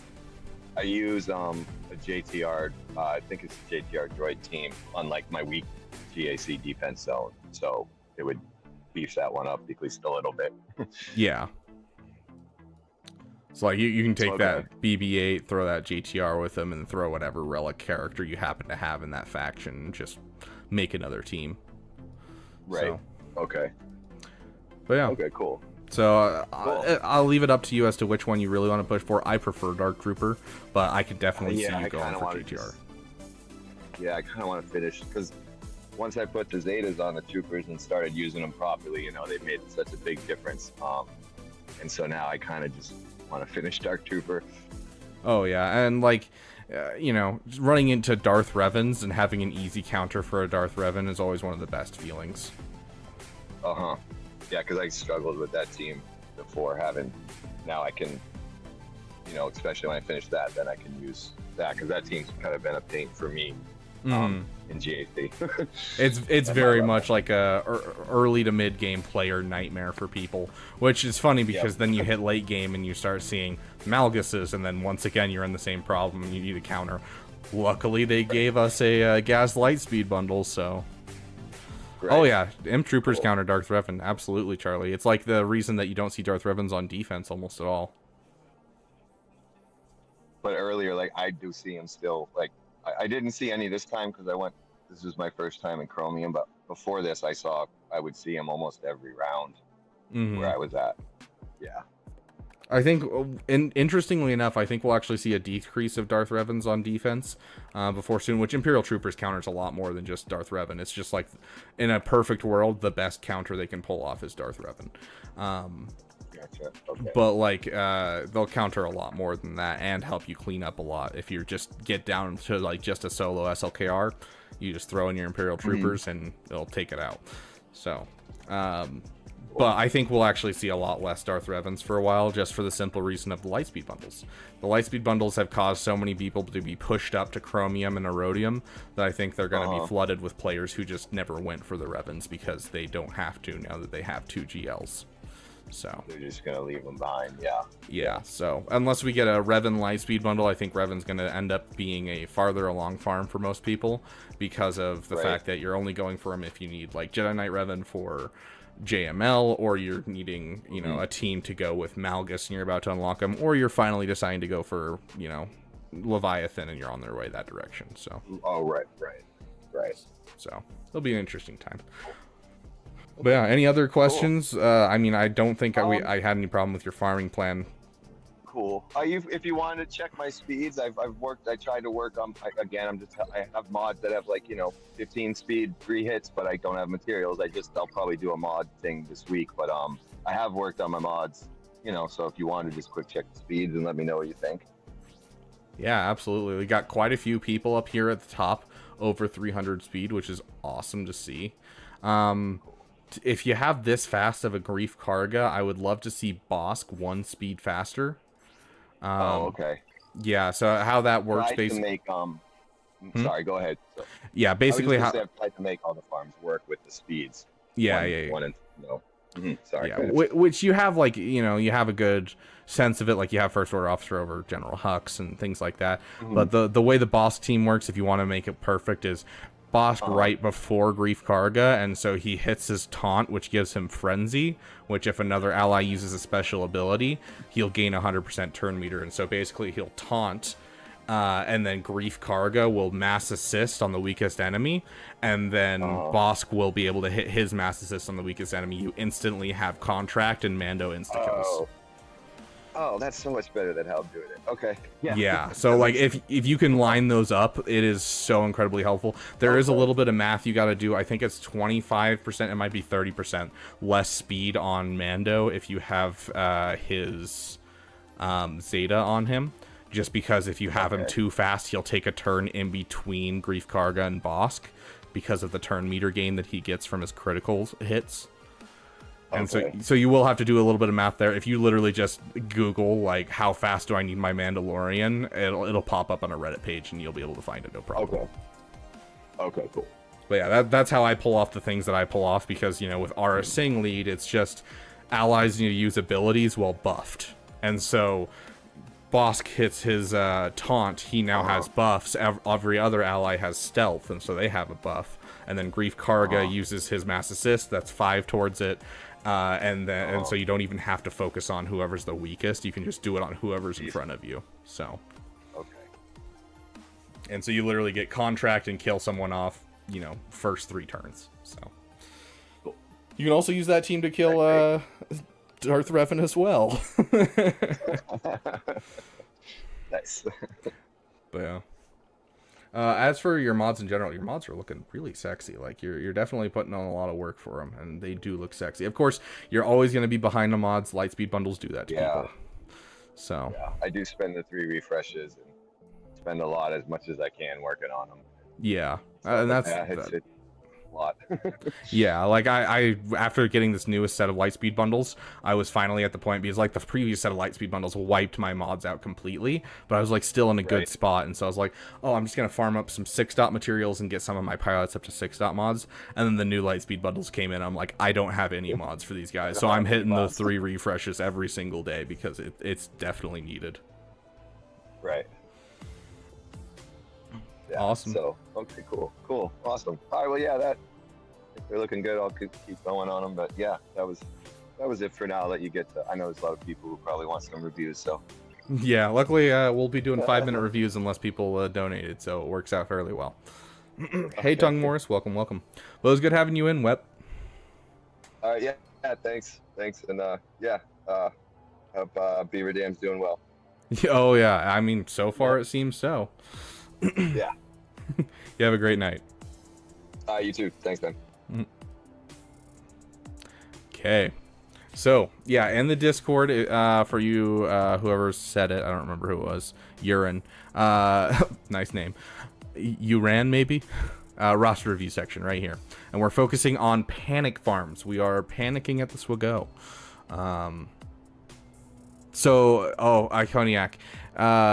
Panic farms are whatever you need to do before the next round of Grand Arena. So like we talked about it in this account. Dark Trooper is an excellent panic farm because he's close to finishing it, and finishing it will give him an edge in his next Grand Arena.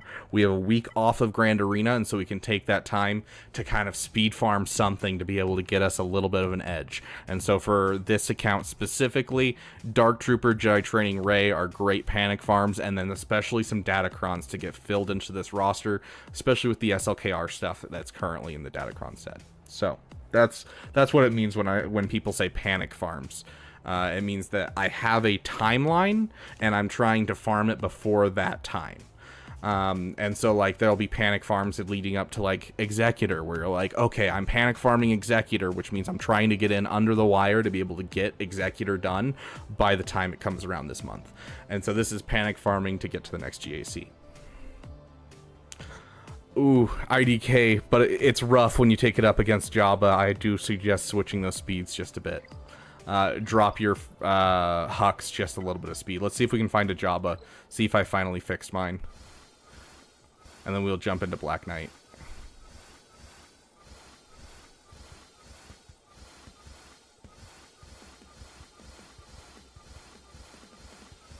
Not seeing a Jabba. Unfortunate.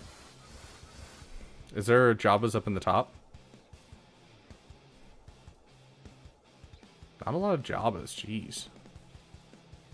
Yeah, there's 2 Jabba's in the top ranks. That's crazy. There's like no one with Jabba.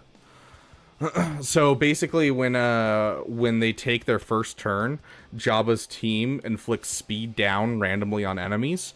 And so if First Order Officer gets hit with that speed down, which most of the time he does, he ends up taking a turn after Hux instead of before Hux, which is what you want.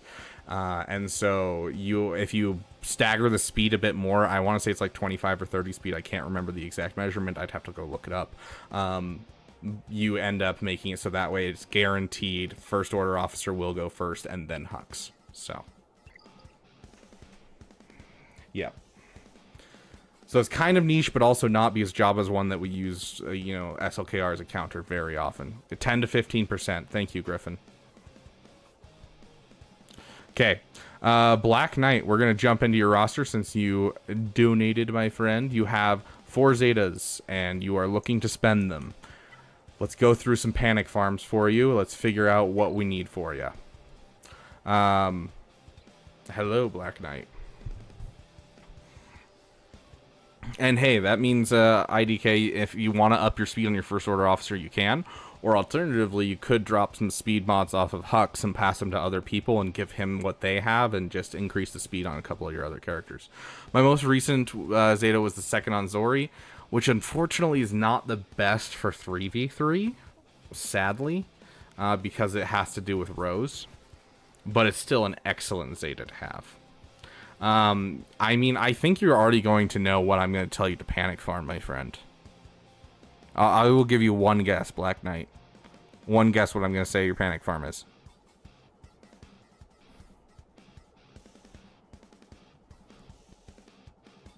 How did you know? Everyone, hold on. We got to get this in here.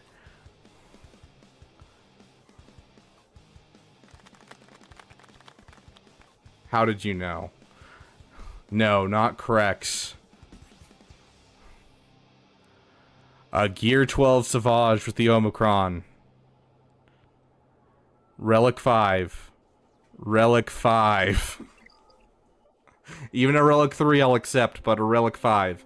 CLS. Well, let's take a look at a CLS team and see if it's worth it.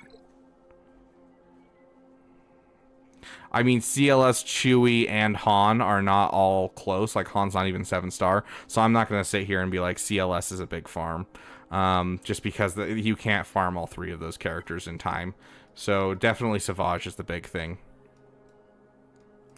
So yeah, I'm going to say Savage is your big panic farm that I would say hit that, like, hard.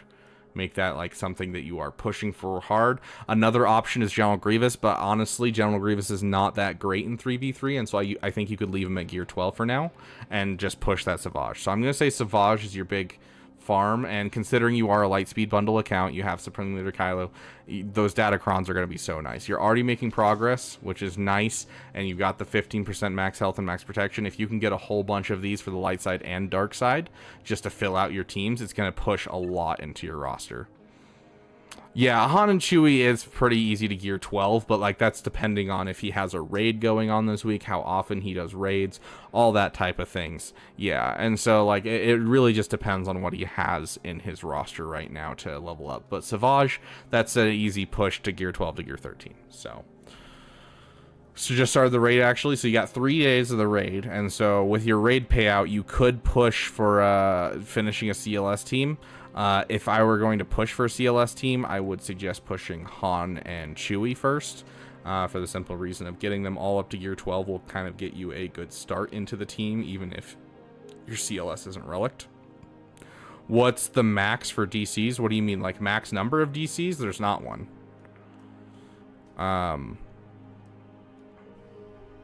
Hey Beaver, do you think you'd be able to look at my account for 30 seconds to see where I should go next? Blood Trader, unfortunately, we do go by the overall roster reviews, but we are only going to spend 5 minutes max on each one, and I'm assuming we'll go shorter because we are going to kind of focus down on panic farms primarily. And then you said you had 4 Zetas. It really pains me to, you know, like say this, but honestly, you could save Zetas.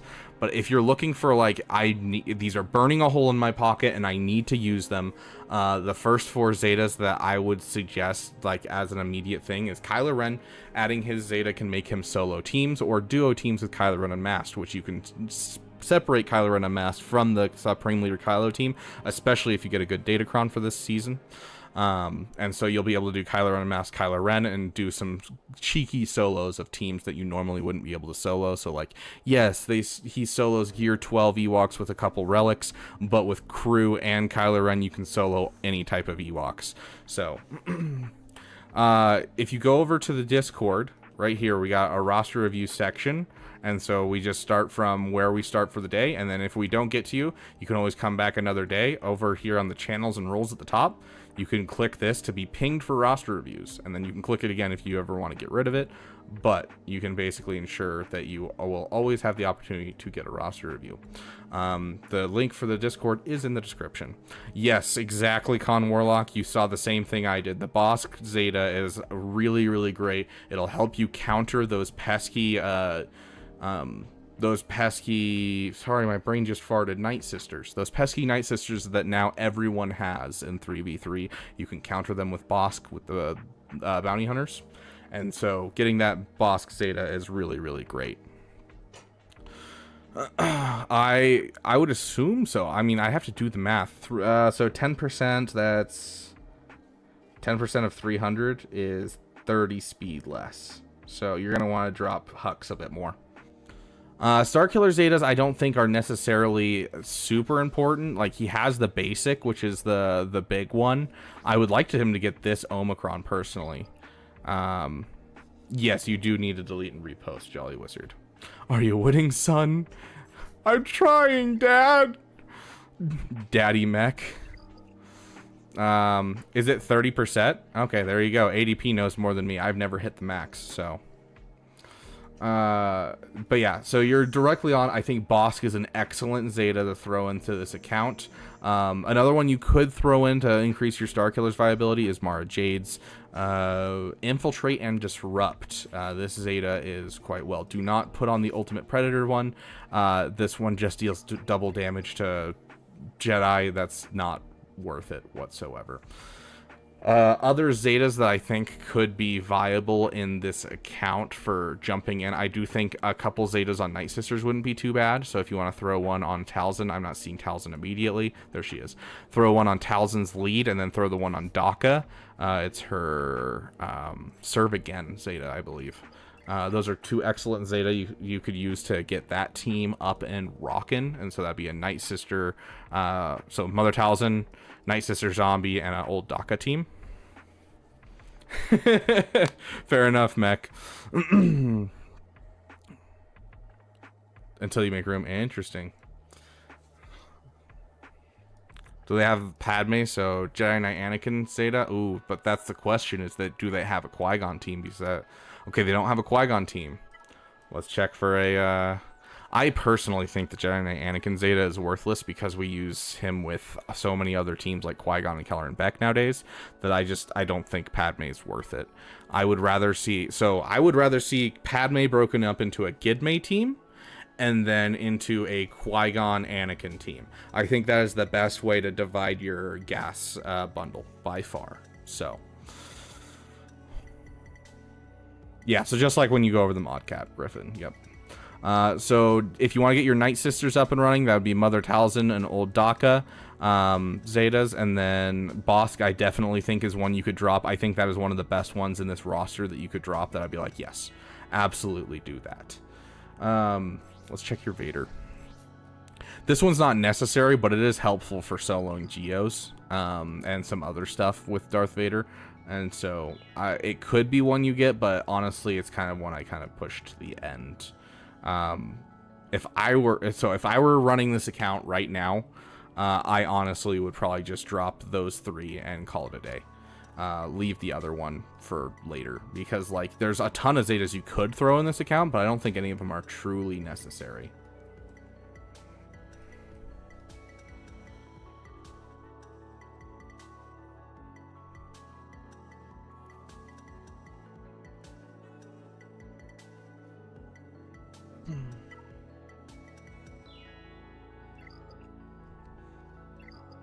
Okay. So don't forget your Panic Farm and Savage and getting some Datacrons. Honestly, I think Datacrons are going to be a big thing. We will take a look at your ships really quick just to see if there's any Panic Farm ships. This fleet isn't technically, like, I'm going to say Panic Farm necessarily.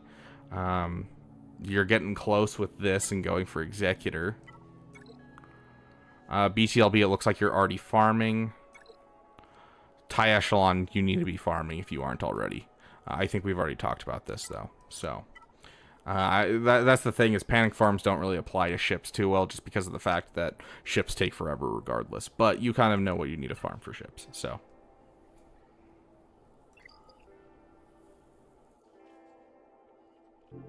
You dismantling the one you didn't like, that's wild ADP.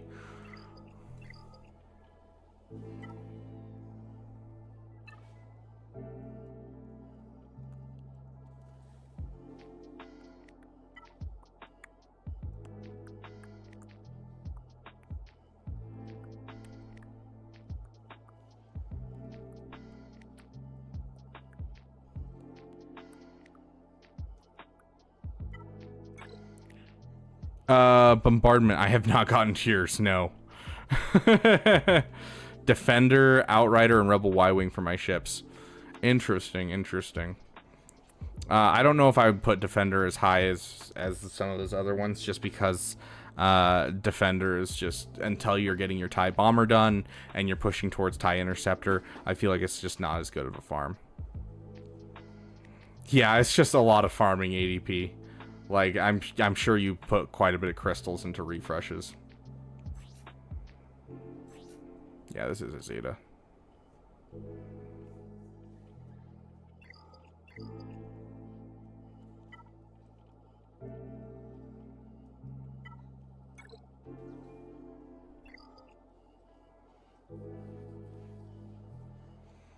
Three times 50 for Conquest. Oh, yeah. Yep. 350 crystal refreshes. Yep. Fair. 100% fair. Okay, let's start jumping into our 5-minute roster reviews. Okay. First up, we got Con Warlock. Are you here? Oh, Mr. Cack coming in with the $3.99. Thank you, my friend. You are helping build the dam, and for that, I very much appreciate you. I believe that's a super sticker? Yeah. I mean, if you're offering me a beverage, I will go get a beverage. Because I'm out of my soda. Mara, I've trained you to go get a beverage, right? No, I haven't. Okay, Con Warlock.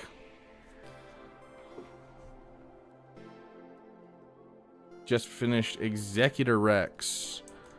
After that, I was planning to get some relics. Why, thank you, Mr. Cack. Mr. Pepsi is still drinking Coke. Of course. Dude, you can't beat the packs that you can get from Costco of Coke. Like, it's great.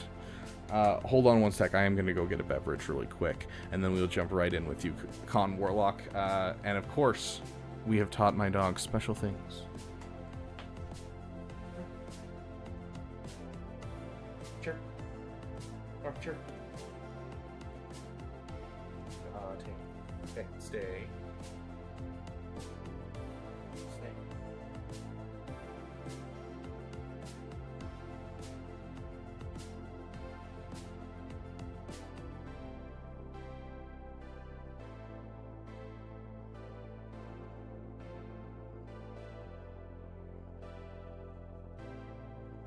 Good girl.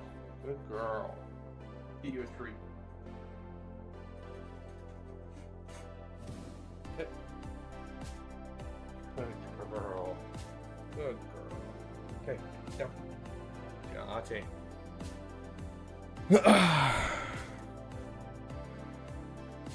I don't know if my camera would focus on a dog.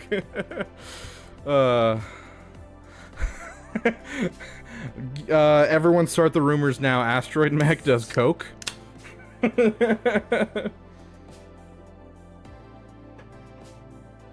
Picks up any person in the background like 5 feet away.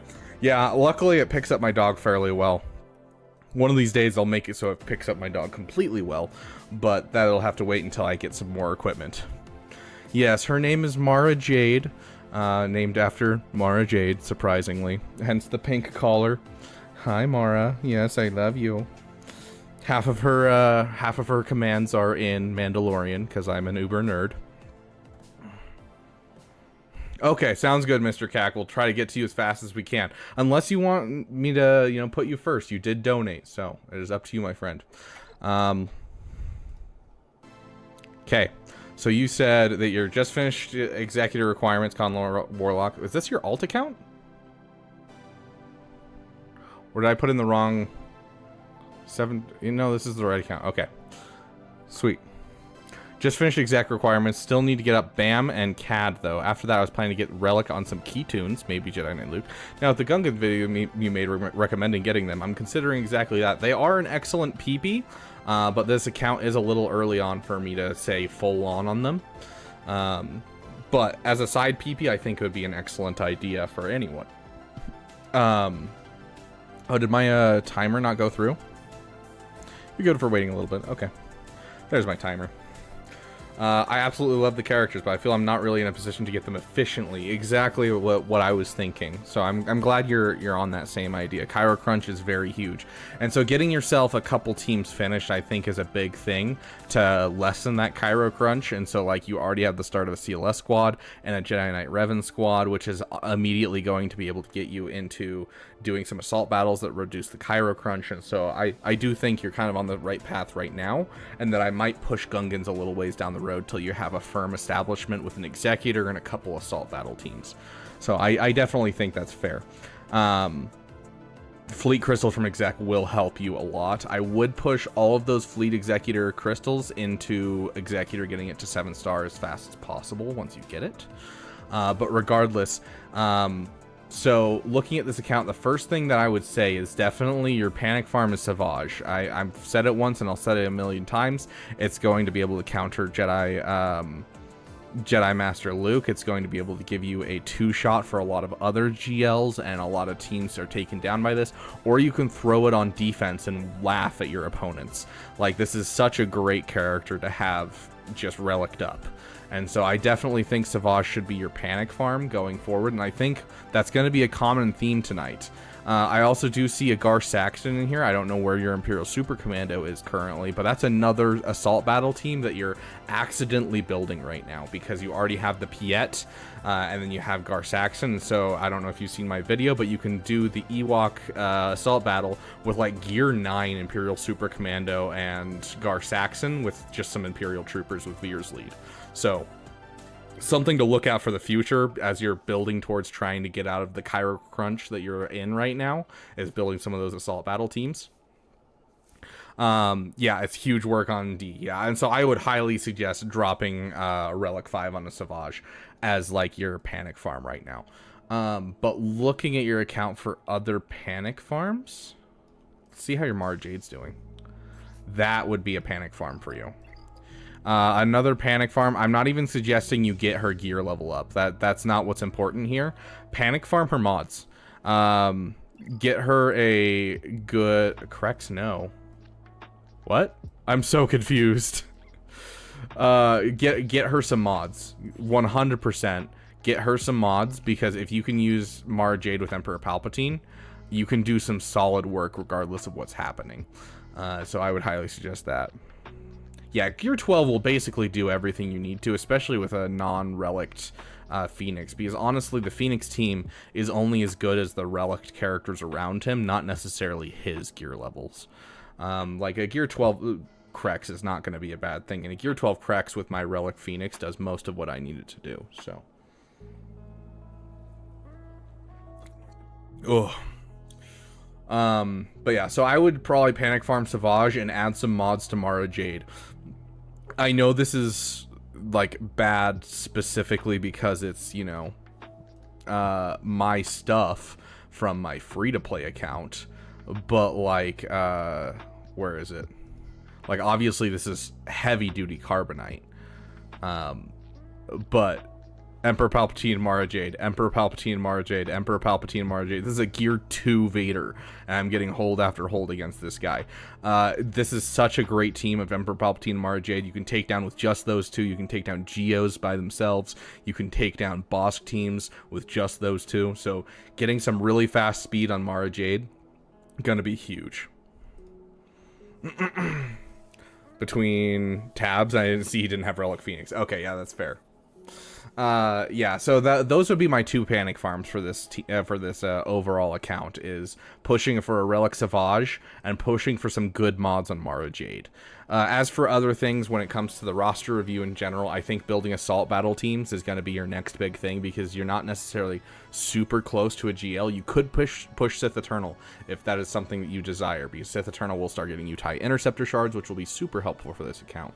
But also, if you're feeling that Kyro crunch really heavily, it might be better to build some of these assault battle teams. So, you know, build yourself a Piet team, because the Piet team can get you challenge tier 1 of multiple of them fairly easily. You have, you know, a Bosk team going, which can get you challenge tier 1 as well if you get some good, like, Mandalorian and Grief Karga in there, which you already have a start into. CLS can get you, you know, at least challenge tier 1, even at, like, Gear 12 for the whole team, as long as you have that, like, 3-POC going. And so, like, you have a lot of assault battle teams started, and so I love seeing that in some of the assault battles. Perfect. And so you can kind of keep going with that. And, like, Sith Eternal obviously can give you some more if you want to push into, like, challenge tier 2. He doesn't really do great in challenge tier 3, honestly, for the one that he's able to be a part of.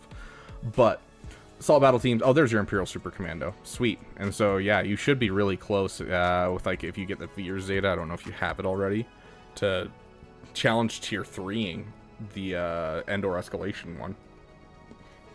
But yeah, so finish your Executor, use those crystals to get yourself a 7-star Executor, and then just push into your teams hard. And then, you know, circle around for Sith Eternal, and then from there, it's really up to you. You're going for a CLS squad already, so maybe JML is your next Galactic Legend, and then you could push into Profundity. The fastest person I've ever seen get to Kyber, and this was before the Kyber squish, fastest person I've ever seen get to Kyber was an account that went from Executor into Profundity as their first 2 farms. It is a painful way to go, but hey, it's a way to go that gets you to Kyber fast. So the guy literally had enough crystals lying around that he just purchased Malgus. He didn't even bother doing anything else. Like, he didn't farm it in Conquest. He hadn't even hit 4 million GP, and he just bought himself a Malgus. And so with Malgus and Executor, he fought his way up to Erodium, added Profundity in, and went into Kyber. Like, it was insane. How important are quick CAD and BAM relics? Not super important. Like, you can, honestly, if you can get them up to, like, Gear 10, Gear 12, you'll have no problems with the Executor event. I would say focus them more after you get the Executor. At least get them to Gear 10. But I wouldn't say that relics are super necessary until post you've unlocked the Executor. And then once you've unlocked the Executor, that's when you full-on push into them and make sure that they get relicked. But like, I would rather you get the Executor sooner by not, you know, putting into side farms. So, okay, let's jump into the next person. Our timer has disappeared. Okay. Who are we doing next? Jay. Is Jay still in the chat? Jay, are you here? Can you show us a sign? Oh, there he is. Okay. I feel like I'm summoning spirits every time I call for someone's name. Okay, Jay.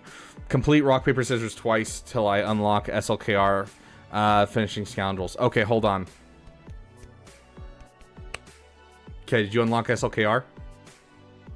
We can do it 2 more times. I did it 3 more times. How about now? Did you get SLKR? I'm kidding. Sorry. Stupid joke. Just the way I read that was complete rock, paper, scissors twice until I unlock SLKR. I'm like, oh yeah, I can keep doing that until you unlock SLKR. Oh, sorry, I'm being stupid. Finishing Scoundrels dash Hondo Vandor L3 Nest, which is not going to be a vitally important farm because we're going into 3v3 right this moment. It's the same reason that I keep putting off the Rose, Zeta, and Omicron myself, is because we keep transitioning to 3v3, and I'm like, I could use it on someone who's actually usable in 3v3 and v5v5 instead of just one or the other. Like, yeah, I could throw her with like a JTR team maybe, but yeah. Hey, Pyomai, welcome. Hi, Mara. Hi. Oh, you good poopers. Gosh, every time, Asteroid Mech, if you're still here, nose is always itchy and it drives me nuts. Going for a capital ship next, don't know if I should go for Profundity Executor. I mean, I always suggest Executor because usually people are really close. Yeah, like you're right there for Executor. There is no point to going for Profundity first. Especially because a Relic 9 is a lot harder than people think. And so, like, a Relic 9, like, people are like, oh, I'm closer to Profundity. It's like, yeah, but you're missing Radis, and you're also going to have to do a Relic 9 and a couple Relic 8s, and that's painful. So, I am not allergic to dogs, no. It's just every time I get on stream, my nose itches, and it drives me nuts.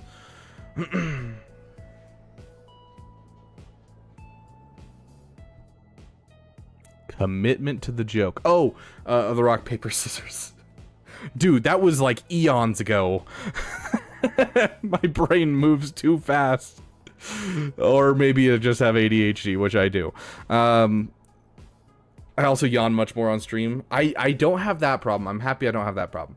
Okay, so first things first, we're gonna look at your resistance. But, like, I'm already calling this. Like, Zori up to gear 9 and a Finn Zeta. If you can drop a Finn Zeta and get Zori up to gear 9, you instantly have a great team. I don't care that you don't have Resistance Hero Finn. Just those two with any of these other guys is still going to be an excellent team for you. And so that's definitely a panic farm you can consider. Is it your best panic farm? We don't know. Let's keep looking.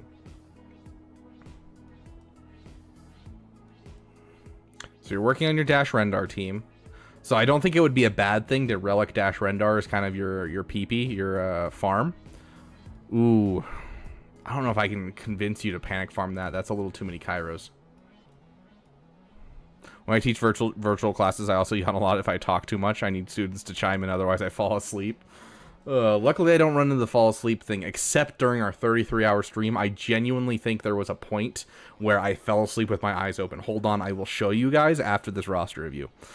Your jaw gets stuck when you yawn sometimes. That sounds like a double jointed jaw thing, or you like maybe broke it and healed wrong. I would almost want to convince you to Jedi Knight Luke, panic farm Jedi Knight Luke up, but you don't have a great Jedi team to start with. Like, you don't have a Jedi Knight Revan for him to go with. And so I think it's honestly not as important. I would honestly probably say either Relic up Dash Rendar, Grief Karga and Mando, or do that Finn Zeta and get yourself a Finn Zori team. Like, even if you don't have the full, like, Resistance Hero Finn going for you, it's still going to be great. Hey, Sovereign Winter, welcome. Maybe you have rabies. Me too. What a coincidence.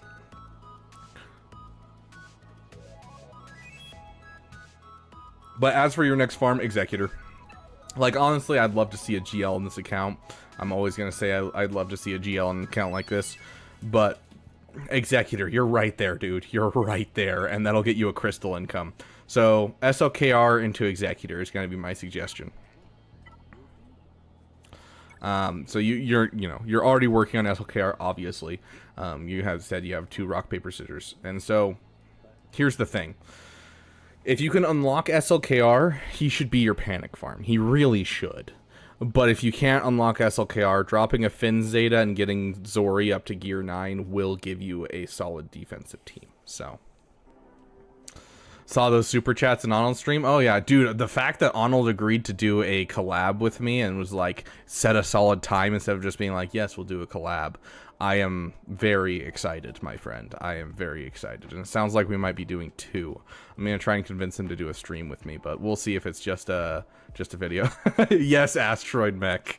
Yeah, it was wild. So, I am excited. So, I have hoarded all the Kairos. Yeah, so screw all other panic farms. Screw all other panic farms. They don't matter. All I want you to focus on, First Order TIE Pilot Kron.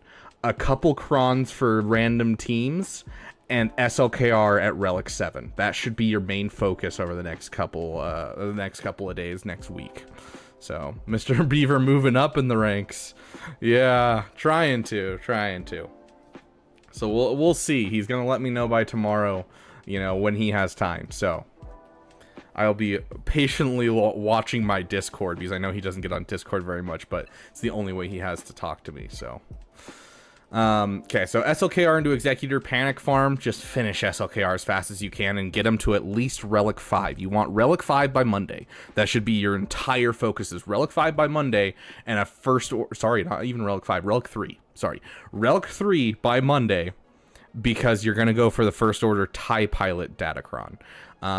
You don't necessarily need to do the First Order TIE Pilot Datacron. You could do even just a level 6 Datacron and still get a ton of benefit, but you need them at least Relic 3 to take advantage of the crons in general. So, get that Relic 3 SLKR, that is your panic farm. As for Zetas, go watch my videos.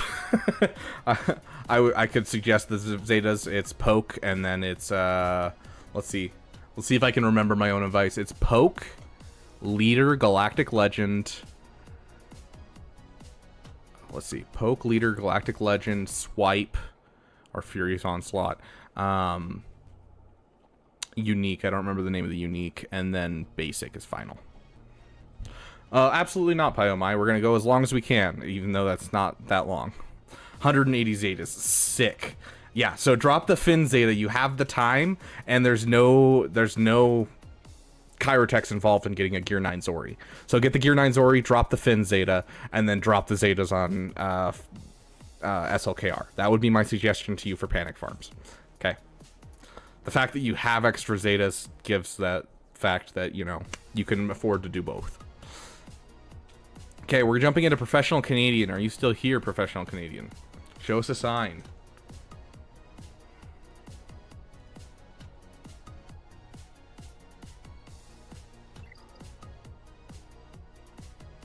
Yeah, no problem, Jay. Okay, Professional Canadian. Right, you're about to go to bed. I'm glad we got to you at this point. Finishing up Executor Rex tomorrow. Very, very cool. I love to hear that. You're, 2 days away from it, I think? Isn't it the 15th? Think afterwards going for Ray. What should I go after next? Think about Afra or Cal. Afra and Cal are both very much PPs. I would avoid them personally until you have JML. Or Afra you can do whenever you want, but she tends to be an endgame farm. So if she's a PP for you, go for it. But I would wait for JKCK till after you get JML in this roster. As for your JML requirements, you're already almost to JML. That's the thing about the Lightspeed bundles, is there are sleeper bundles for JML as well. And so you're already a solid amount of Rex into JML. You already have your 7-star Wampa. I'm not actually worried at all. I would say go for JML next and break your way into this holy trinity of rebels. I think the Holy Trinity of Rebels is one of the best places to be in the game right now. You already have gas, which is fantastic. I am a little worried about this, though, because I already knew that they weren't going to be up there because I didn't see them in your farms. So,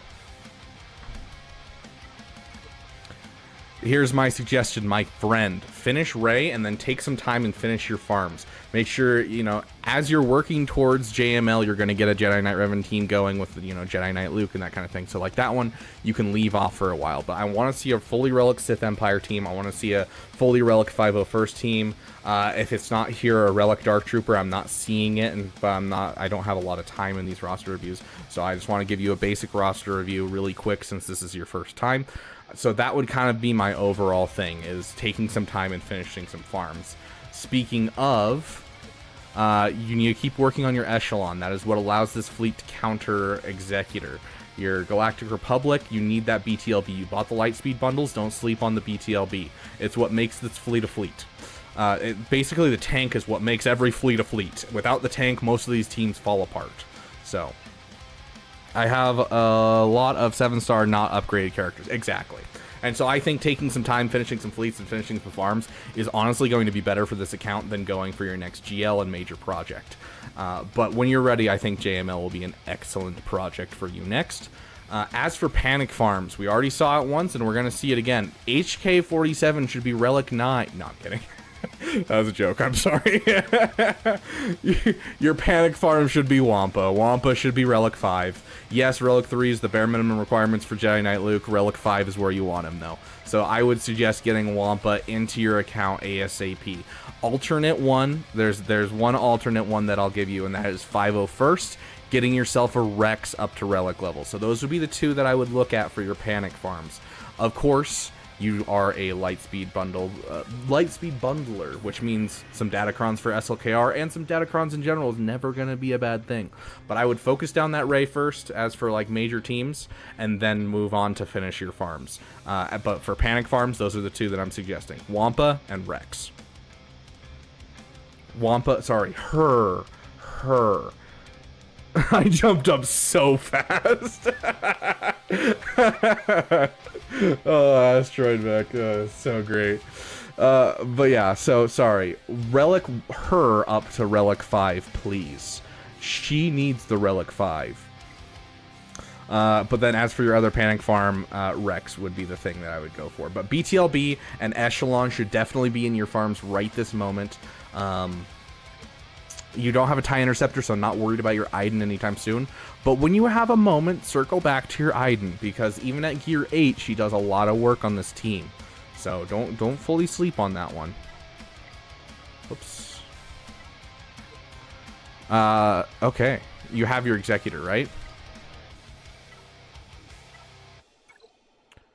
You don't have your Executor, so you're close to Executor. That's right, we've talked about this. Sorry, my brain's moving a million miles an hour and I'm losing things. Yes, you have an Executor, so part of that finish your farms is going to be relicking BAM, and I think that should be before your other teams, because maintaining a crystal income from fleets. My brain's not working. Maintaining a crystal income from fleets is more important than having a new fun team. And so I would highly suggest doing that as your first finish your farms after Ray. Not bad. 5 minutes exactly. Okay. Really quick, we're going to take a brief break. And I'm going to show you guys what I mean. Let's see. There it is.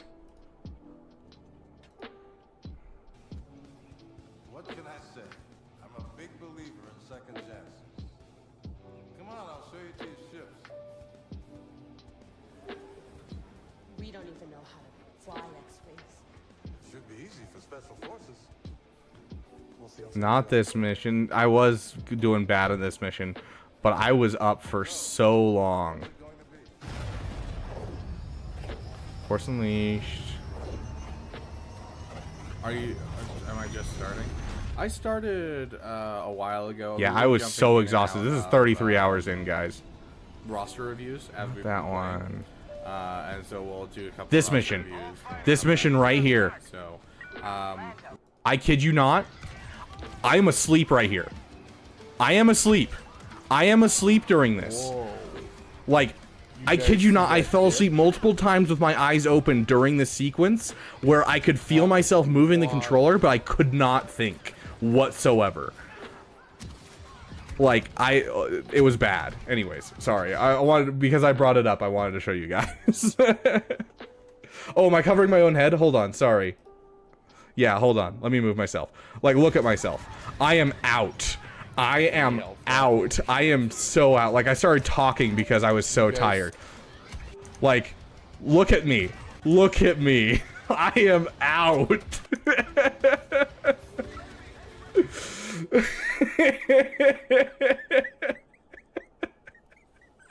I was straight up out, dude. We were 30 hours in. Like, I was fried.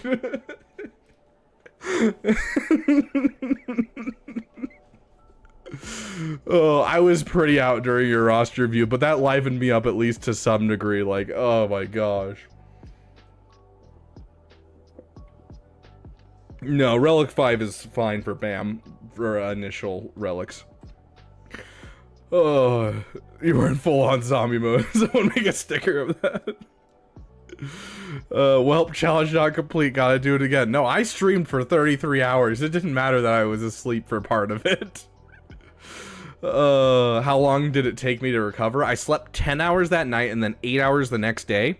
And the next day when I slept the 8 hours, I woke up at 7 in the morning in my bed talking like I was on stream and explaining why I liked the new Star Wars card game, Star Wars Unlimited, like I was talking on stream and measuring the pros and cons in my bed, thinking I was streaming in my brain for 20 minutes before my brain caught up and was like, what am I doing? And I like literally out loud went, what am I doing? And then I just was like, I'm going back to bed. I went back to bed. Like it was wild experience, guys. Check your members only Discord chat. Oh no. Oh no.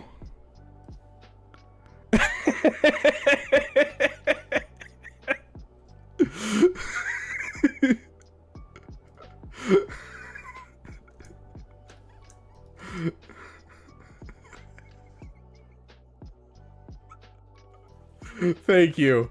Thank you. Okay. I will add it to our emotes. I'll literally add it to the emotes on the channel too for like YouTube.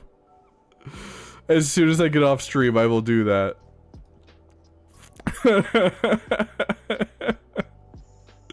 Okay, let's jump into the next person. Okay.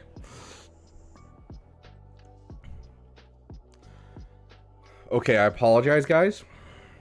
We don't have a lot of time. I need to get off in like 30 minutes.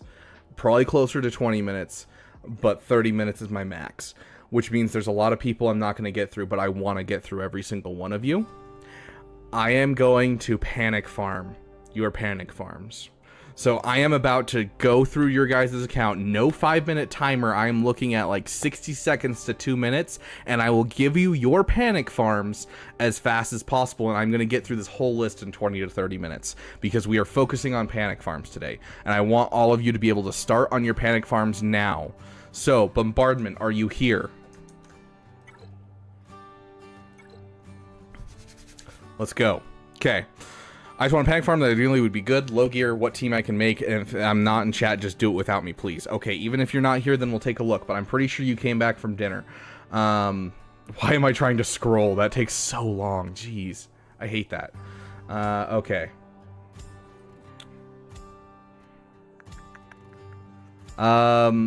Honestly, instead of building another team, what I would love to see you do is I would love to see you relic this Darth Malak. I think Darth Malak is going to be insanely helpful for having in your roster in general. Another farm, let's check if you have it. Right here. If you have an extra Omicron and Zeta, just dropping a Qui-Gon, Omicron, and Zeta, it doesn't matter that this is this low of gear. Like a gear 11 is fine. With this Jedi Knight Anakin, you're going to absolutely blast people. Just blast them out of their mind. Mr. Cack.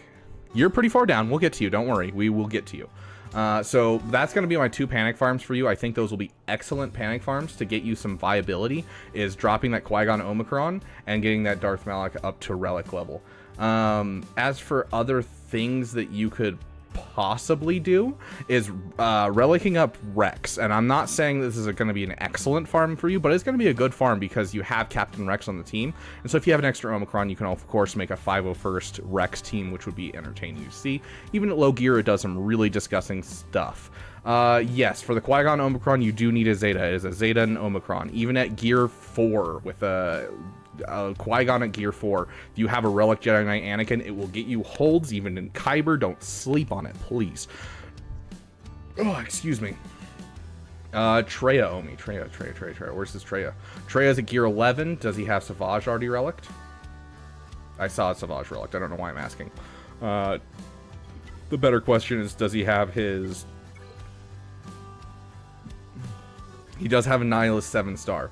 So this would be a farm that I think you should add in at some point, is just getting these two to gear 12. It's just going to take you raid 1 currency. I wouldn't consider it a panic farm, necessarily, because I'd much rather see your Darth Malak up and running and that Qui-Gon Omi and then a couple Datacrons. And that already sounds like a packed week to go.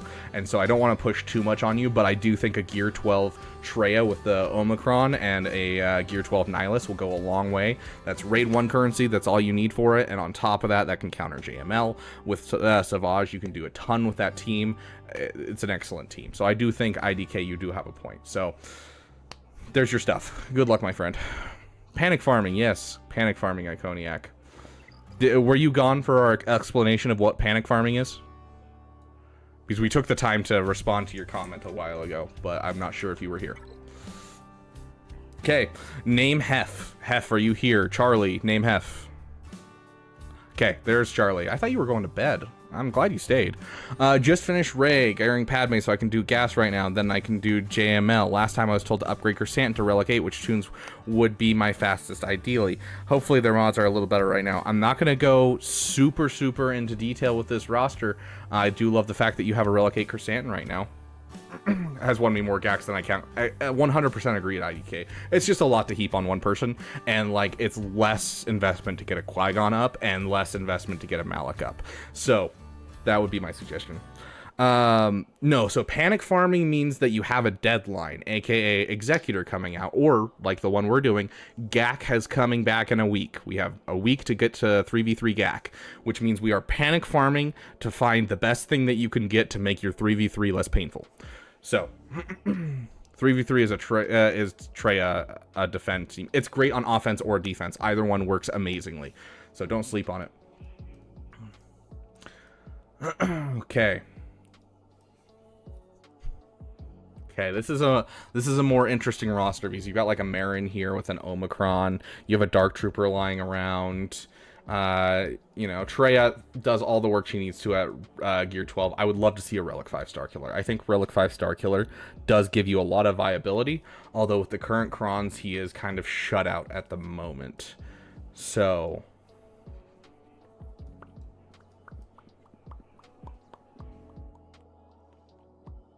yeah, I'm probably going to say Dark Trooper and Marin's probably your best bet. Obviously, we're going to say grab yourself some Crons, but that's kind of standard at this point. I'm not going to bring it up for most people. I'm just going to mention it so that way it's in your guys' mind. Ooh, do you have a... Okay, no, you don't. Okay.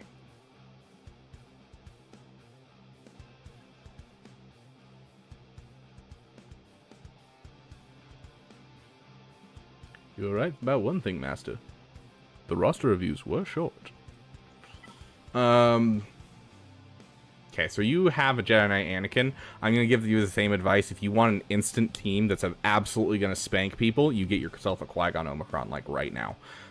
If you have an extra Zeta and an extra Omicron, that would be the person. Yes, that's why I'm not really suggesting Dark Trooper for you, because Dark Trooper is Kyrotech heavy, hardcore, and so is Marin, and so that's why I don't really want to suggest this. And so I'd much rather see something like your sorry, brain not working. I'd much rather see the Relic 5 Star Killer and dropping an Omicron and a Zeta onto Qui-Gon. So Panic Farm Jedi Knight Guardian to Relic 9. I absolutely agree, my friend. So that would be like the things that I think would help this roster the most without going too far into investment, because Dark Trooper's going to be a lot of investment, Marin's going to be a lot of investment. Like some of the other people we've been seeing, they're like at gear 12, and so it's just pushing it to gear 13. But you're pretty far out. So Relic 5 Star Killer, and then get that Qui-Gon, Zeta, and Omicron if you can afford it. As for other things, is this Captain Rex at least working? Yes, he is in workable condition. Do you have extra Zetas? Whoops. You've got one right now. Do you have an Omicron?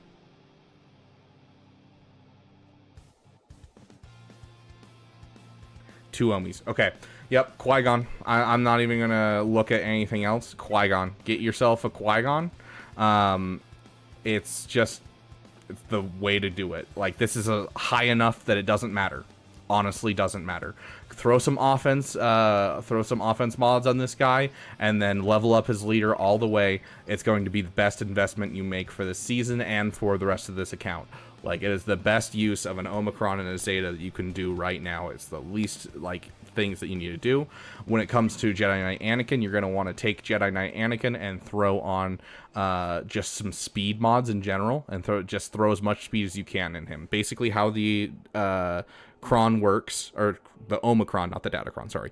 The way the Omicron works is no one can die until Qui-Gon dies. When Qui-Gon dies, everyone gets 400% of his offense, and they also get offense equal to 30 times their speed. And so if he's at 300 speed, he gets 9,000 offense, which is super, super nice. And so you want high speed on him, and you want high offense on Qui-Gon, which is fantastic. And then at that point, just throw one other Galactic Republic Jedi with him, just to make sure that when Qui-Gon dies, he gets that additional 100% damage. And so instead of the 9,000 damage plus the 400% from Qui-Gon, you're instead getting double that amount and absolutely obliterating anyone that's attacking. So that is how that team works. Best investment you'll ever do. And then besides that, Relic 5 Star Killer, and just continue your farms. I don't think you necessarily need a panic farm besides that. Merry Christmas for anyone that wasn't sure how Qui-Gon worked. It works really well. It's hilarious. Honestly, okay. Do I have time? I really don't have time, but I need to show this to you guys. I do.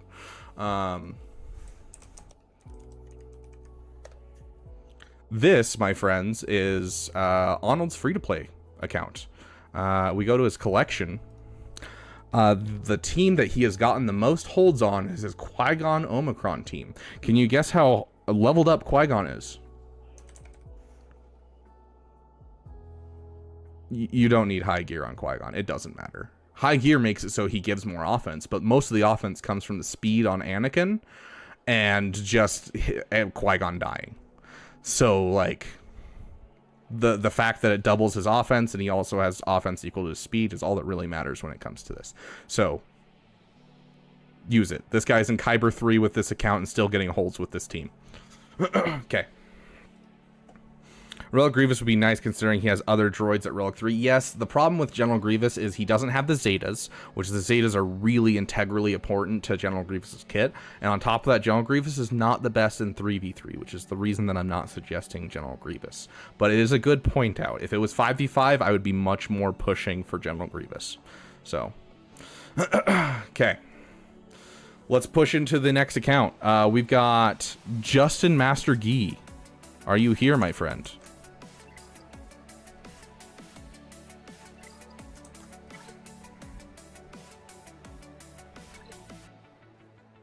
Like, literally, Qui-Gon, Anakin at Relic 3, and any Galactic Republic Jedi. Doesn't matter if they're level 1. I don't care. Throw it on the team, and you have the team. It's great. Okay, Justin, welcome, my friend. Let's look. Finishing Lord Vader currently, and then looking for what to focus on next. Have gear and Zetas saved for Lord Vader. 4 more Zetas on top of that. Very nice. Also, 4 Omicron saved. Also very nice. Been bouncing between Kyber 1 and Kyber 2 and want something to help in GAC. Okay, so this is a larger account, so always the first thing we look at is the bottom of the account, see what you're kind of sleeping on, what you have excuse me, in your roster that you aren't necessarily using.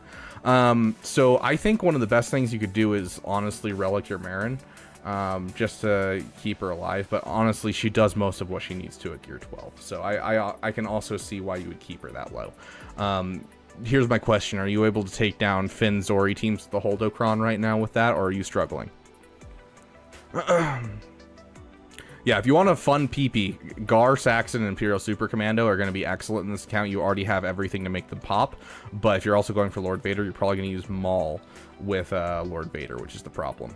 But if you want an excellent PP and a fun time, I highly, highly suggest Imperial Super Commando and Gar Saxon. That gives you a JMK counter. But yeah. So honestly, if I were to look at this account and be like, oh yeah, what should I panic farm? I would probably relic Marin or Gar Saxon Imperial Super Commando. Using a GL on Finn Zori this season or sometimes Starkiller.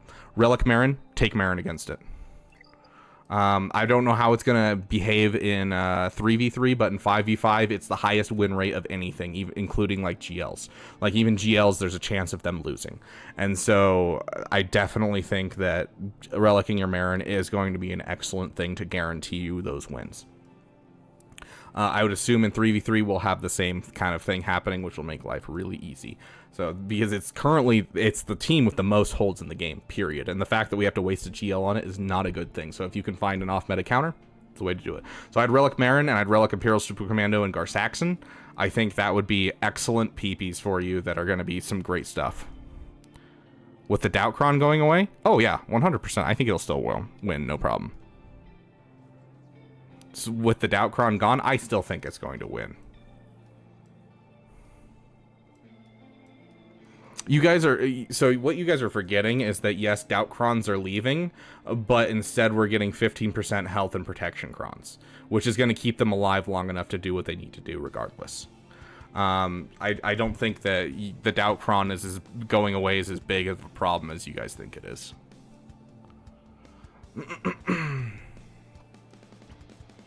And I could be completely wrong, and you'll come back to this stream and comment how much you hate me. I'm fine with that. If I'm wrong, then I'm wrong. And I'm fine being called out for that. I also think you need a Relic 8 your Bosch Leia. Relic 7 at least, but Relic 8 is my preference, as well as Relic 8 your Chrysanthemum if you haven't already, but I'm guessing he's higher up in here somewhere. I just don't want to look for him. But that's not so much a panic farm, that's like a whenever you have time. Yeah, I would do Relic 8 Chrysanthemum and Bosch Leia. Because of the exposes? I mean, it still ups their protection, which is going to take longer to get through. Persistent taunting, which doubt stops. Yeah, but like with all of the plague spreading, you're not going to have too many problems, you know, hitting that condition of they can die off is the thing. So. And honestly, Marin's never going to be a bad thing to do anyways, because it makes you so you can two-shot Jabbas, if you're lucky, one-shot Jabbas. And then also you're going to be able to take down Finn Zori with full banners no matter what happens once their Kron goes away regardless. So I'm not going to say this is a bad farm to any degree whatsoever. The only other thing I'm seeing in this account that I would do is probably Chrysanthemum and Bosch. Besides that, most of this is like, oh yeah, I do this when you have time. Yeah, like basically you're at the point where you can go for whatever PP tickles your fancy. And then on top of that, you can also go for, you know, higher relic levels on characters. You're kind of at that point. And so that would be my suggestion.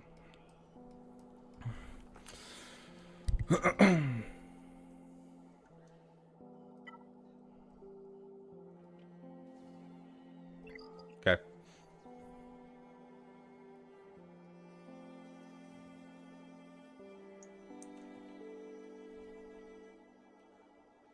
Do we have Midnight?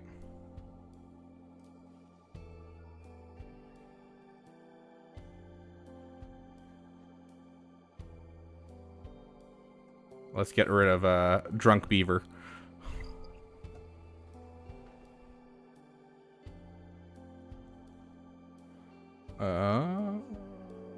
You.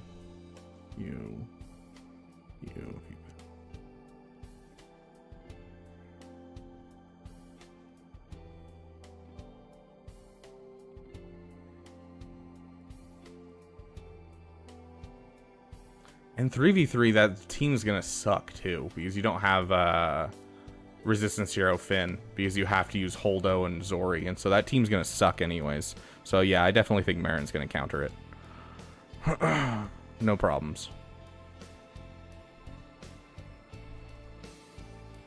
Oh, the guy who donated first. Yes, Iconiac. Sorry. Thank you for the $5, my friend. I will get to you immediately.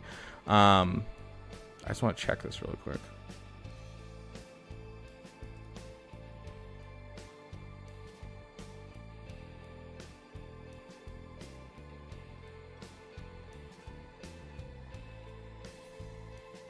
Yeah, right here. This is still a 60% win rate, and that's with no Datacrons, like at all. No Datacrons, period. And it's still a 60% win rate. So like this is with the full Holdocron versus no Datacrons, and it's still a 60% win rate. And so when it's just Holdo and Finn and Zori, they're not going to be running a train nearly as much, and you're basically going to end up being fine. So I don't think this is going to be a problem whatsoever. Okay. Sorry. Thank you for reminding me. It's Nova. I really appreciate it. Iconiac, are you here? Let's get your farm. During the member stream this week, I'd like to do a farming direction, but what should I farm for 3v3? Okay. So during the member stream, you want to do something full, but for now, you just want to know a panic farm for 3v3. Got it. Ooh, do you have an Omicron saved up? Because that hurts my soul that you have the Zeta and no Omicron. Unless you don't have an Anakin. You know, you have an Anakin. Iconiac, do you have an Omicron? Because that's definitely like your next Omicron, period. You have one? Yeah, right there. Drop that Omicron. That's going to be perfect for you. 3v3, 5v5, I don't care. Gear 12 Qui-Gon's great. Don't sleep on it. And it also means you don't have to drop a Zeta on Jedi Knight Anakin, because his Zeta is specific to Padme teams only. So it works out very well. As for like other side farms, you're doing pretty good, honestly, like filling in your farms. Like you don't have a whole lot kind of sitting in the bottom of your roster, which I do love to see. I would probably do the same as I said to the other person and just finish Marin. If you have Night Sisters, you might as well finish that Marin. 2 shards left on Krex. Awesome, yeah, you're almost to a 7-star Krex. At that point, yeah, you can push Krex to, you know, gear 13 if you want to. This is kind of painful. Honestly, if I were you, just from the 2 characters I've looked at so far, Marin is being geared up. Like, just from the 2 characters that I'm looking at, I'm actually not going to suggest, like, I'm going to suggest the Omicron to Qui-Gon. But honestly, during this next week, I would rather see, instead of you pushing a character, because you have excellent characters and you're finishing your farms, okay, you're refreshing your mods every day. That was exactly what I was going to say. I would like to see 3 refreshes of mods every single day. So, yeah. Awesome. Honestly, besides Qui-Gon Omicron and Marin, I'm not seeing a whole lot. Let's check your ships really quick, see if there's any ships that I'd be like, oh, this should get up a little bit. No, I think that's fine. Yeah, you're good. Hopefully you're working on your BTLB. Yeah, overall, I'm not seeing a whole lot of things that you should or can panic farm.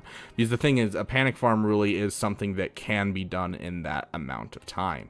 And so really the only thing that I'm seeing is a Qui-Gon Omicron. I would 100% apply that. Besides that, continue your farms. You're already kind of on the path. Marin's going to be excellent for this account, and getting it into this next Grand Arena is going to be nice. You know, Captain Rex up to 7-star and up to Relic level is not going to be a bad thing whatsoever. So yeah, I definitely go for Rey or Starkiller, or just Gear. Go Rey or Starkiller. Well, let's take a look at your Starkiller. Hold on. Do you have him sitting around? You don't have him sitting around. Do you have all the Rex done? Dash Rendar. Yeah, so you, wait, do you have him in the account and I just missed him? You have all the Rex. Okay. It's a very offensive meta right now, and so I don't think Starkiller is going to be a bad thing. I'd rather you go for Starkiller.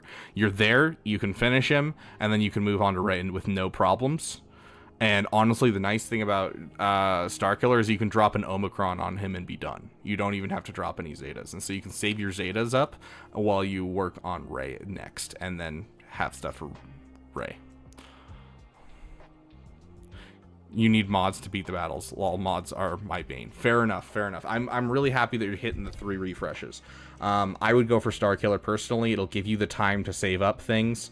But, you know, even if you go for Ray, mods are still going to be your bane. Regardless of which way you go, it's going to be a problem with mods. But I would go for Starkiller first. But, yeah. As for your next Omicron, please, Qui-Gon. That's honestly going to be something that really helps you in Grand Arena in general.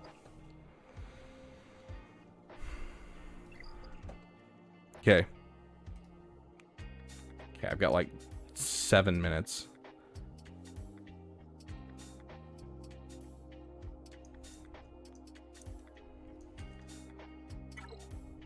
Qui-Gon Jinn, Krex, Marin, Starkiller, easy. Yep, perfect. Save a Omicron for Starkiller. It's more important than any of those other Omicrons, in my opinion. I think you already have the Omicrons for basically all of those except for Qui-Gon Jinn anyways, but... all you need is 1 Omicron to make Starkiller pop. Okay. Sounds good, Nova. You have a wonderful night. Okay, Jason Ame? Maybe? You said nothing. Absolutely nothing, so we're just going to get your Panic Farm really quick. I love the fact that you have a Gear 12 Marin. Piet's nowhere near something you can finish. Honestly, I'd just finish Marin if I was just looking at this account and being like, oh, what would I do to Panic Farm?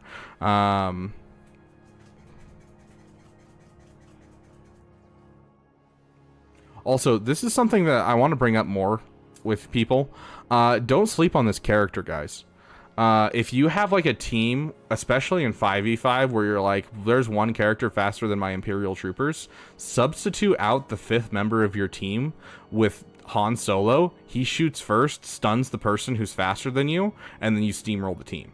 So don't sleep on this guy as a plug-and-play character. I know he's supposed to belong in CLS, but it's one of my favorite things to do with low accounts. You're working hard on assault battles, focusing on the CLS team at the moment. Just hit Han to 7 stars. Sick. Yeah, so if you're looking for a Panic Farm... Oh, do you have 3-Poc is the question.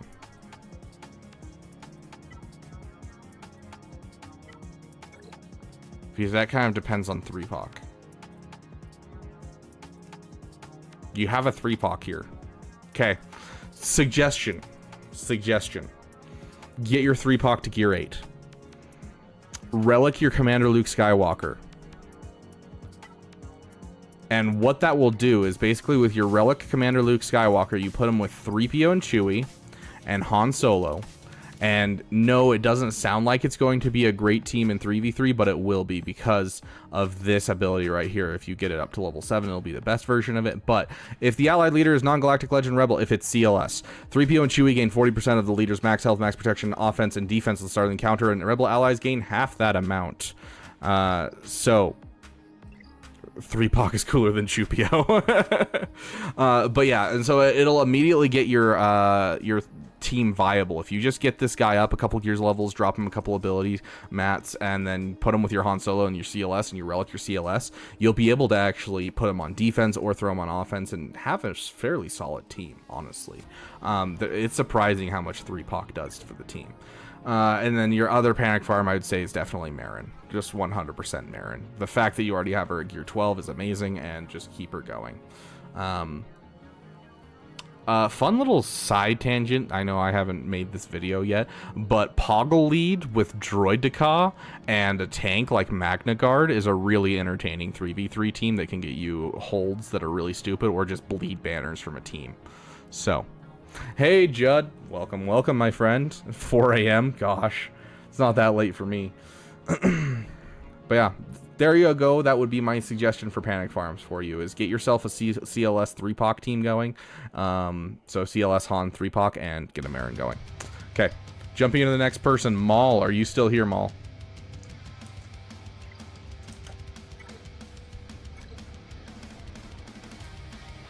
Obviously, Datacron for SLKR. It's definitely... Okay, that's Kyle. It's definitely something you should be working on. It's for how can I get an SLKR Datacron in time. So what you're going to do is you're going to push through Conquest as fast as you can. If you can afford it, give yourself 3 crystal refreshes until you can get this done. But what you're going to do is you're going to push into Sector 4. Sector 4 is basically the best place to farm Datacron materials because it's the 2 materials you're going to need the most of for a level 9. And so once you finish Sector 4, so you want to finish that as fast as you can, that's when you're going to be doing good stuff. Midnight, you got skipped? You did get skipped. I will circle back around to you, don't worry, Midnight. I apologize. So that is your best way to panic farm a Datacron, is to push your way into Sector 4 as fast as you can. That is the best way to farm the Mark II and Mark III, which is what you're going to need the most of, and you can't spend shard currency very easily to get it. Sector 1 for Datacron credits, but honestly, I would save all of your currency for if you're going to go for a level 9 Quran as fast as you can. Save all of your shard shop currency and spend it on the credits, because the credits are going to be your huge holdup, and so that's where I would put your shard shop currency. So save all your shard shop currency for that, and then farm Sector 4 node. That's kind of the big thing. Is it too late even for a dono? No, you can add a dono and I will extend the time. You've been hoarding shard shop currency, then perfect, you're in a great spot. Let's get you just a quick look at your account. I want to see SWGOH Relic 5. That's going to be your panic farm right here. Everything else I think can wait, but a Relic SWGOH is going to be absolutely banger, whether it's defense or offense. As for other things, that Datacron or a couple Datacrons are going to be your best friend, which means you're going to be using a lot of your shard shop currency. But keep in mind, the Datacron store refreshes every couple of hours, just like every other store, except for the weekly shipments. And so you'll be able to continually use that shard shop currency to fund the credits to be able to get yourself some solid Datacrons. Mr. Cac, I will get to you, I promise. Hey, Descending Mantis, welcome, welcome. How long can we extend the stream with donos? As many people as donate are going to be added onto the end. At the very most, I can stay for like 45 minutes longer if you guys keep donating, but I think that is the very latest I can push it and still get things done for the night. So, Dank Ideals, we will get to you next, and then we will jump backwards to Midnight, who we missed. But that would be my suggestion for this account. So, Dank Ideals, let's jump into you. Let's see what you can panic farm. Thank you for the $2, my friend. Well, your advice worked great. I liked my own super chat. I'm proud of you. How do you... There's a way to do this, right? Oh, do I have to sign in chat? Is that what happens? Hold on. There we go. I figured out how to do it, guys. I can now like super chats. Okay. One more relic level on OG Kyle, and I'll be doing the same. Heck yeah. Save Zetas for SLKR spent on Chewie's loyal friend. Good question. How close are you to SLKR? And you only need 3 Zetas for SLKR to finish his event, so if you have an extra past 3 Zetas, then I would spend on loyal friend. But if you're close to that SLKR and you're going for that, then, oh, okay, we'll get Mara a treat real quick. I'm fine with taking a break for that. Mark, here. Yeah, you know your name. What? Oh. Oh. Sure. You know this. You don't like that it's swiveling. Hold on, let me stand on this side so I can hold my leg against it. Chair. Come on, chair. Chair. Tank. Good girl. Hip.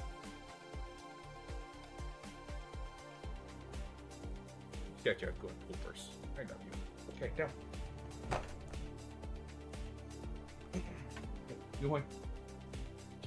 Kate. Good girl. Okay. Just finished tier 2.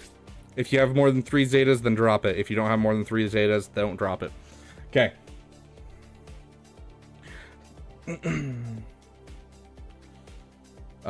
Is it too late to do one for me? I sent one on Discord. No, absolutely not, John. I'll make sure I get to you. Okay, so Dank Ideals. Let's go. Okay, so... Looking. Let's try to find you a panic farm.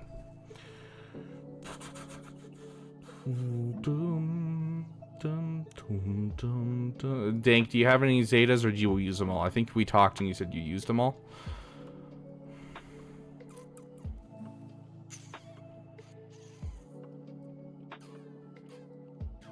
You have 60. Okay, so you still have 3 Zetas. Do you have an Omicron? Do you have an Omicron? because that's looking like a fairly delicious defense team when you just revamped your defense and you need some defensive teams because that's what you were talking about. I think this is the one for you. If you have an Omicron, get yourself a Qui-Gon Omi. You have a brand new Jedi Knight Anakin at Relic 3. I played 2 Zetas and Iconia. The pup is adorable. Get yourself a coffee and some treats for Mara. We got some more treats for you. Hey poopers. I'm not gonna have you get up on the chair again, but hi poopers. Hey. Here, can you come up?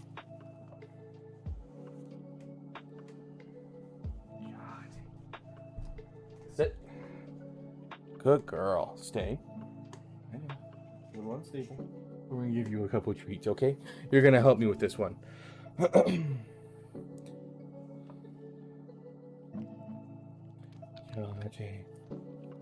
Kyle Mpabe. It's the most recent. Okay, sounds good. Okay, so you applied 2 Zetas and 14 out of 20 Omis. You have 14 out of 20 Omis. So you don't have an Omi.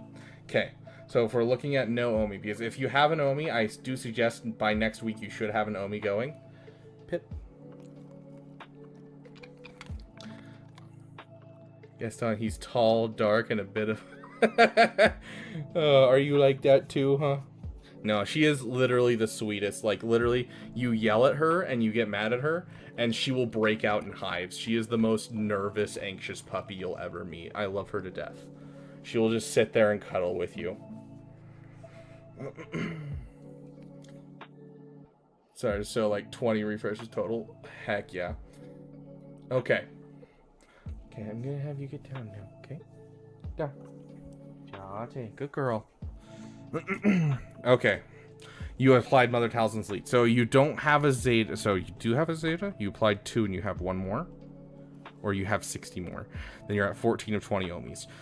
So next week I want to see a Qui-Gon in here because you'll have enough Omis by then, I hope.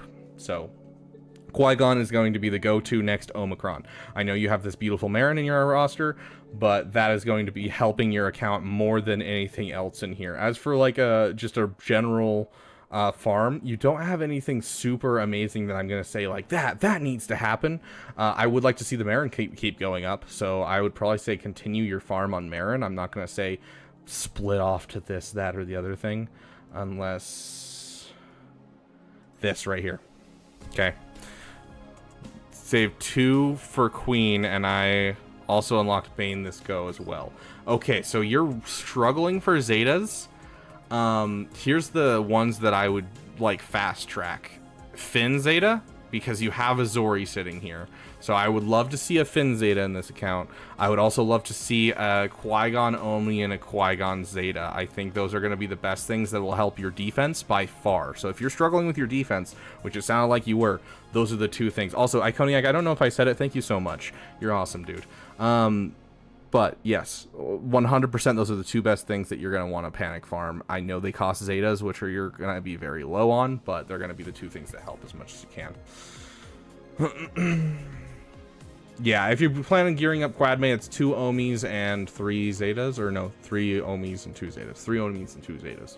So, you know, but you do have 2 weeks, which is 12 extra Zetas plus events. You're looking at 12, 15, 18, at least 1 1/4 more Zetas that you're gonna get. So, Omi Pow. Yep, he Omi'd pay to win. I really need Zeta love there.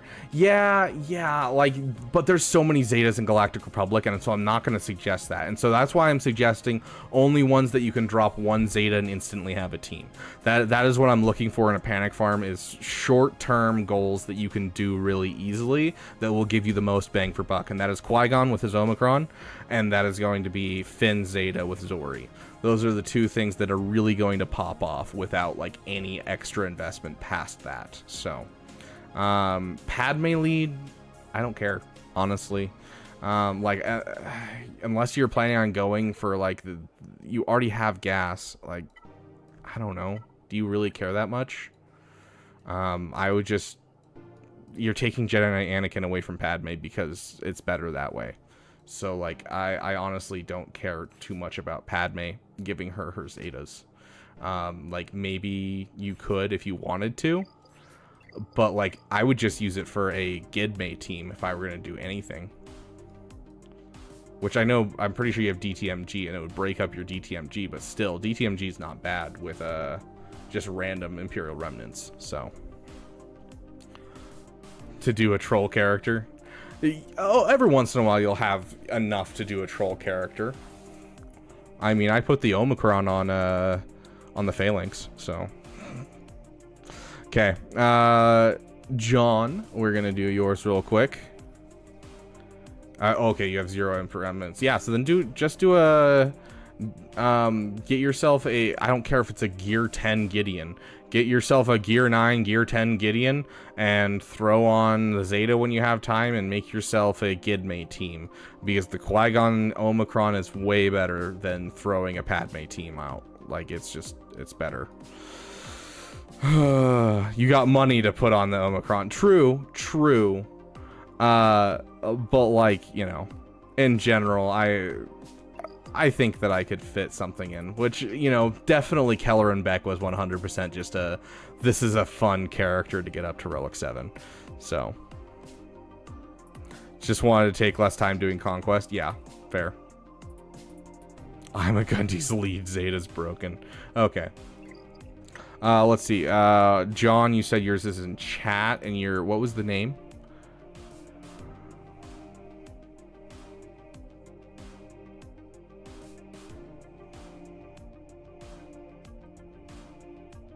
Kyle. Okay.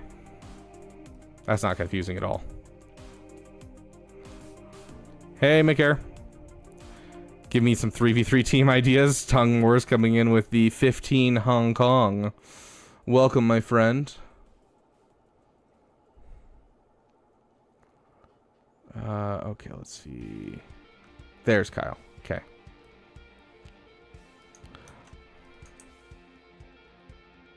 Name's an inside joke. Fair enough.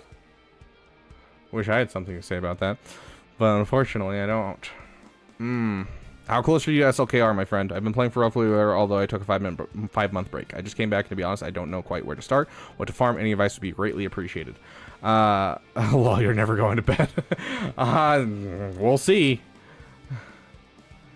Like, I've got a member video I still got to finish tonight. So obviously the panic farm should be Wampa. The fact that you have Wampa sitting here is very, very important.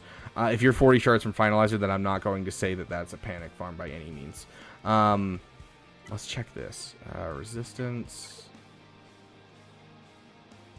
Okay, this is going to be something you can do in a week unless you're willing to spend money, and I get that if you're not willing to spend money. But a Zori. If you can get a Zori Bliss up to gear 9, 2-star, I don't care if it's 2-star, 2-star, that's 25 shards that you need. You can have it done by the middle of 3v3 if you want. Finn, Resistance Hero Finn, and Zori at gear 9 with the Finn Zeta. You're going to have an excellent team. Drop some speed mods into Resistance Hero Finn. It's an excellent defensive team with little to no entry fee, basically. Wampa's going to be your big thing. Where do you stop with Relic? Wampa, you can end wherever you want, depending on how your PP looks. If you want a strong PP, go for the Relic 9. It's hilarious. It's fun. You can get uses out of it. But Relic 5 is really where you want it to sit, to be able to make sure that you can clean up GLs with it, make sure you can, you know, do everything that you need to do with it. You could spend money. So you could drop a couple refreshes into the Zori farm and get that up and going. So it's not going to be a huge thing, honestly, because you'd only have to drop like the 25 crystals for refreshes into the Zori node just to get those 25 shards, because that's all you need to get her to, you know, 2-star gear 9. And so it would be a good PP to get you a solid defensive team in Grand Arena in time. Overall, obviously, I want you to finish your Lightspeed Battles as your farms, and so finishing Supreme Leader Kylo Ren with your Finalizer is going to be fantastic for this account. I would love to see your Star Killer come up to Relic 5 as well, so that would probably be my 3 big things. Is I want to see Wampa Relic, I want to see Star Killer finish to Relic 5, and then I want to see that Finn Zori team get going. And then those would be your panic farms. As for your overall farms, basically finish your light speed bundles first and then go for executor. That's always my suggestion. Speaking of finishing your light speed bundles, don't forget side farms. For instance, Echelon, TIE Echelon, and Special Forces TIE Fighter. Special Forces TIE Fighter is a really easy farm. Favorite it just pops up as raid 1 currency, so just make sure you're in a good guild and you'll get it passively. Echelon's going to take a while, but it's what makes this team counter executor, so don't sleep on it. Whenever you see the Razor Crest, I highly suggest picking up the Razor Crest from the Fleet Arena shop, so that way you can prepare for your executor. But ultimately, I love the fact that you've already relicked Starkiller. Just finish up your stuff, get yourself a couple of GLs. It's going to really upgrade this roster. It's going to give you some solid teams for proving grounds. And then from there, we can talk further. So, unlimited stream. Matt Caraway coming in with the 199. Oh, gosh, you guys are going to make it so I never go to bed. Okay. Hey, Beaver, what's good, pal? Quick question. Hypothetically, having Ray, JTR, Holdo, BB-8, L3, but Baby Cal alone, who could he sub in for? Ray, JTR, Holdo, BB-8, L3. Is that with the Kron, Dr. J, or by itself? Sleep is overrated. Second Damathon. No, we're not going for another 33 hours. I got work in the morning.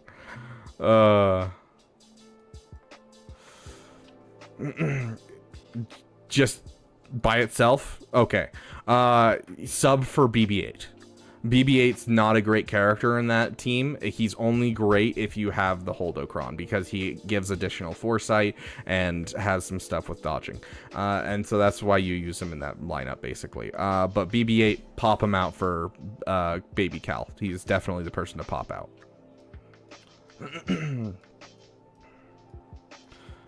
Okay. Sweet. Hopefully that helps you with your overall farms. I know you took a break and did other things. I think your name was John. Yeah, John. So yeah. Awesome. Sweet. Okay. Jumping into, we're going to look at Tongue Morris really quick. I have no idea if I'm pronouncing that right. I'm sure if you live in Hong Kong, there's some kind of inflection. And so I don't know what inflection it's supposed to be for your name. And I know that drastically changes the meaning of a word. So, I mean, I say drastically changes. It literally changes which word it is. But, I mean, that's only in Mandarin that I know what I'm talking about, so. 4 Zetas, 1 Omni, and a bunch of Datacrons to choose from. Okay. Sweet. Well, you have SLKR, which means you want a First Order TIE Pilot Cron, and I would literally just basically go into this Cron set right here. Faction level 6, and just try to get as many of these as you can, honestly. Other ones that are not bad, let's see, this one right here. At the start of the first turn, First Order allies gain offense equal to 400% their current defense, and they lose 50% defense. This is excellent for like a Phasma team, especially in like territory wars. But like in any way that you slice it, a lot of these can be fantastic. As long as you get in that 15% max health and max protection, just get a whole bunch of max health and max protection crons. And just since you're going into 3v3 and you have SLKR, I would say a Phasma team, a crew team, an SLKR team, you're going to want 3 First Order crons. These will be crew with Kylo Ren and any Remnant, and then Phasma with just, you know, whoever you have, usually Panda and one other. Probably the Omicron, honestly, that if you have it, either way, just the pilot. And then SLKR with First Order Special Forces TIE Pilot and First Order Stormtrooper. So the crew team with is literally just to make Kylo Ren more viable, especially because you don't have the Kylo Ren Zeta. So it's just Kylo Ren Mask, and Kylo Ren is the main engine of the team. And then you can just add in any other First Order you have lying around. So.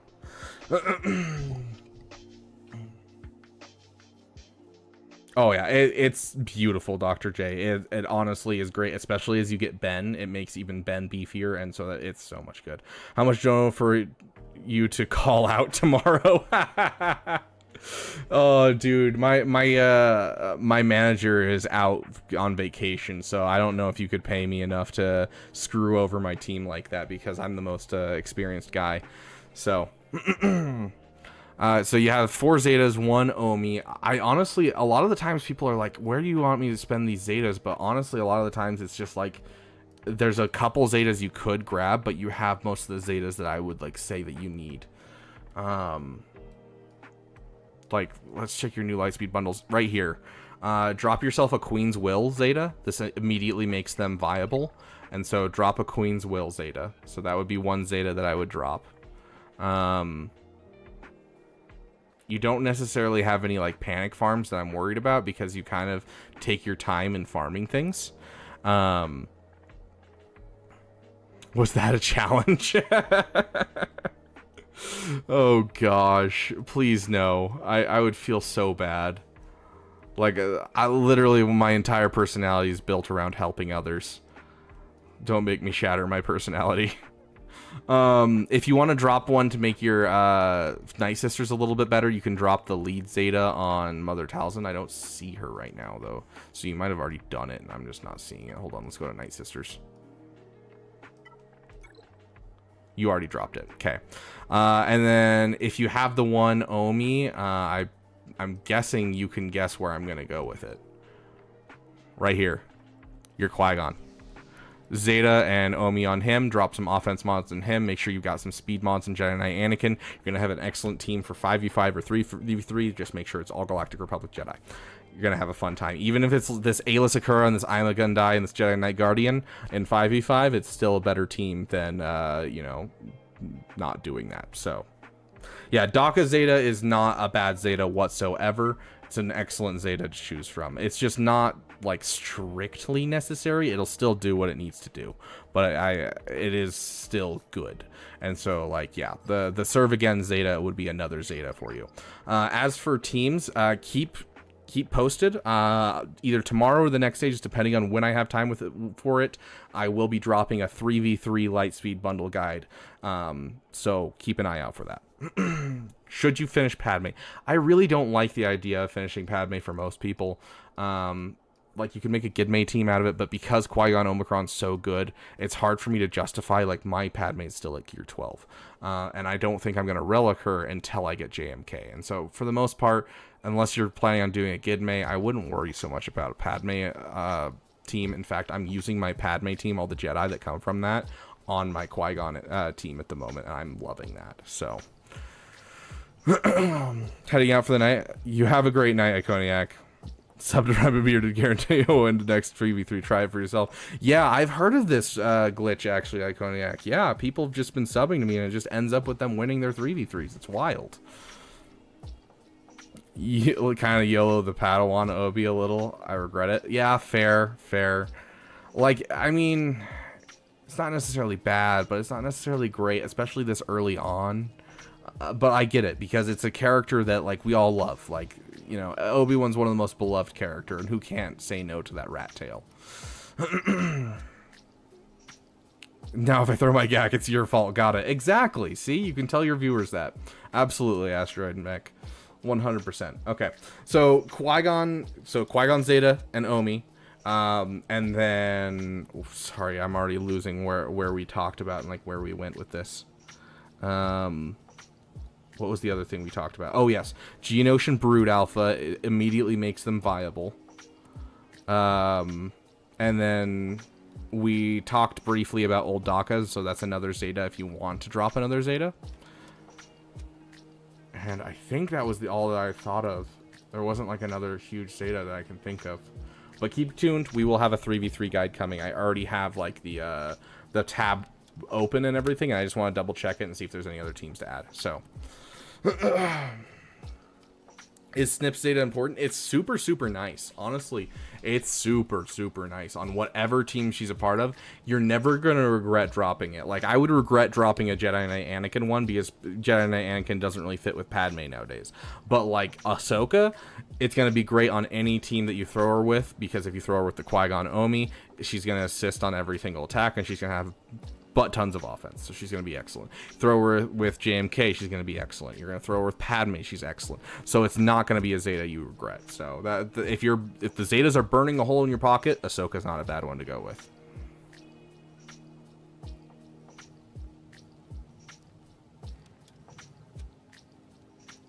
Yeah, it's a game changer for the gas event. Is that what you're referring to, Asteroid Mech?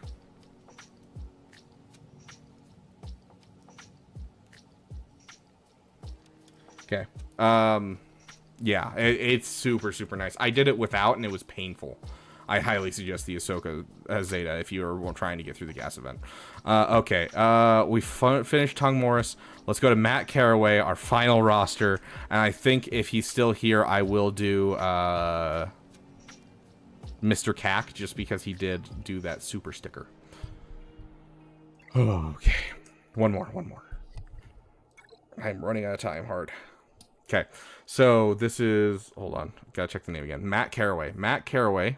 What, did you say anything? No? Just unlimited stream? Okay. When's the next subathon? We'll see. I might do another one this next month, but I have to take time off work if I'm gonna do it. Okay, so looking at this, obviously, a Zori with a Finn Zeta.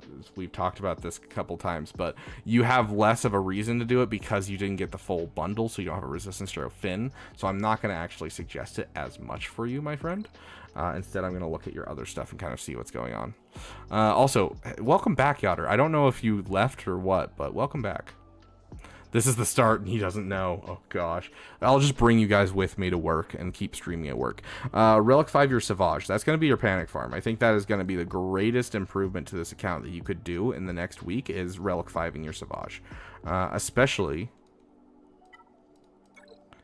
yeah, because you don't have a Treya team. And so relicking your Savage is going to instantly give you a solid team. You can throw it on defense with some random Sith and get some holds, or you can throw it on offense and solo most teams. Like, it's just take your subscribers to work day. Heck yeah, Death Deep, that's awesome. Turn off the PC before going to dinner. Fair enough, Yotter, fair enough. Yeah, so Savage Relic 5 is going to be your, not PP. It is a PP. It's 100% a PP because Savage doesn't technically work with any actual farms, and so yes, he is technically a PP. But regardless, it's Savage Relic 5, and then if you can afford it, Qui-Gon Omicron. I know this is something that I'm saying to everyone, but that's because the data matches. Well, I mean, we're not going to be able to really check like super good data. Is it Meta Report? Not Meta Report. Meta History? No. Omicron Report. I don't remember where to find this stuff, dude. Top players, top characters.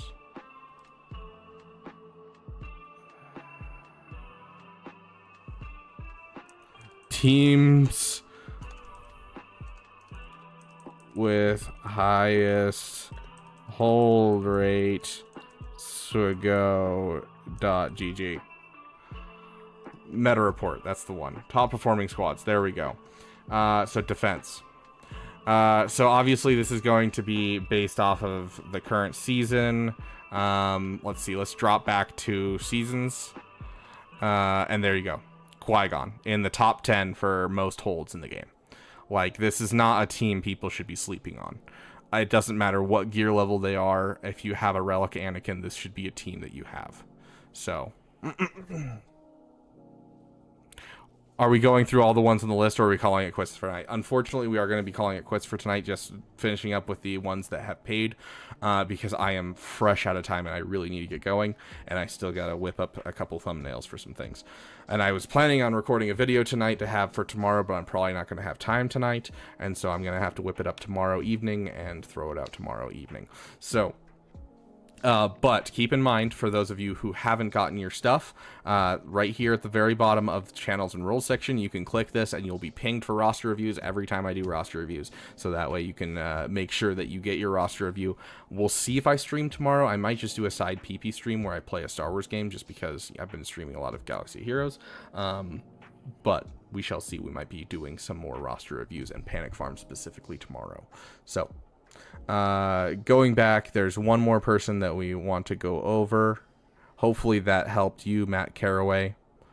I don't even know if you're still here because you haven't responded at all. I'm lost. There I am. Okay. I gotta catch some Z's. See you later. Great stream as always. Why, thank you, Blood Trader. You have a wonderful night and sweet dreams here in the Beaver Dam. Okay, Macaque, that's who it is. I remember now. Macaque is our last person.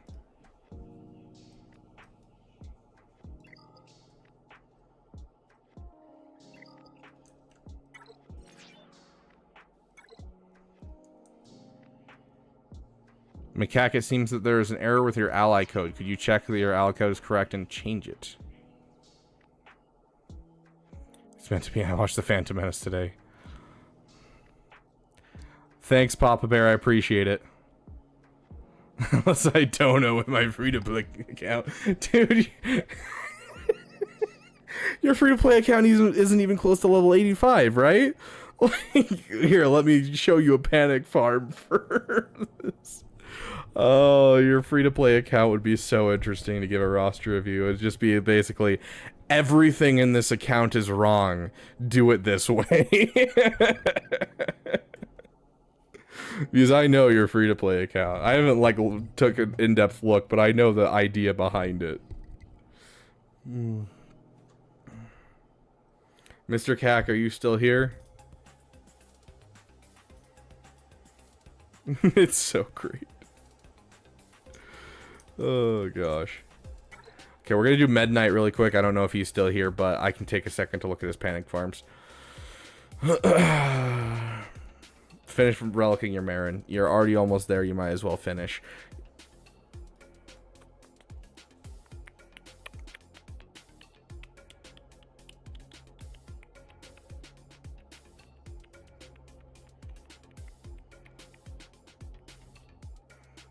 Macaque went to bed? Okay, sounds good. Fastest cup in the world, oh gosh. 4 Zetas on all my Night Sisters.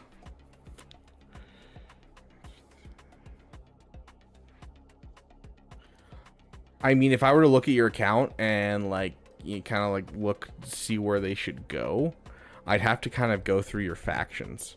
Like, I know for a fact that I would love to see the Insight Zeta on her, especially if you have a... Yeah, you have a Rey and a Holdocron. I would love to see a couple Zetas on Jedi Training Rey. Like,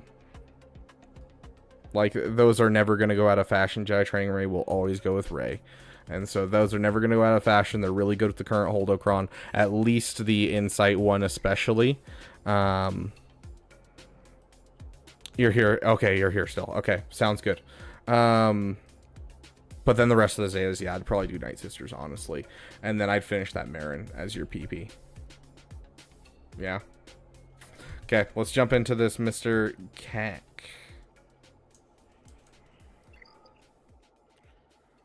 Ooh, okay. Let's see. SLKR, so obviously we're getting some SLKR crons, period. Like, non-negotiable. Now you had a thing. What was your thing?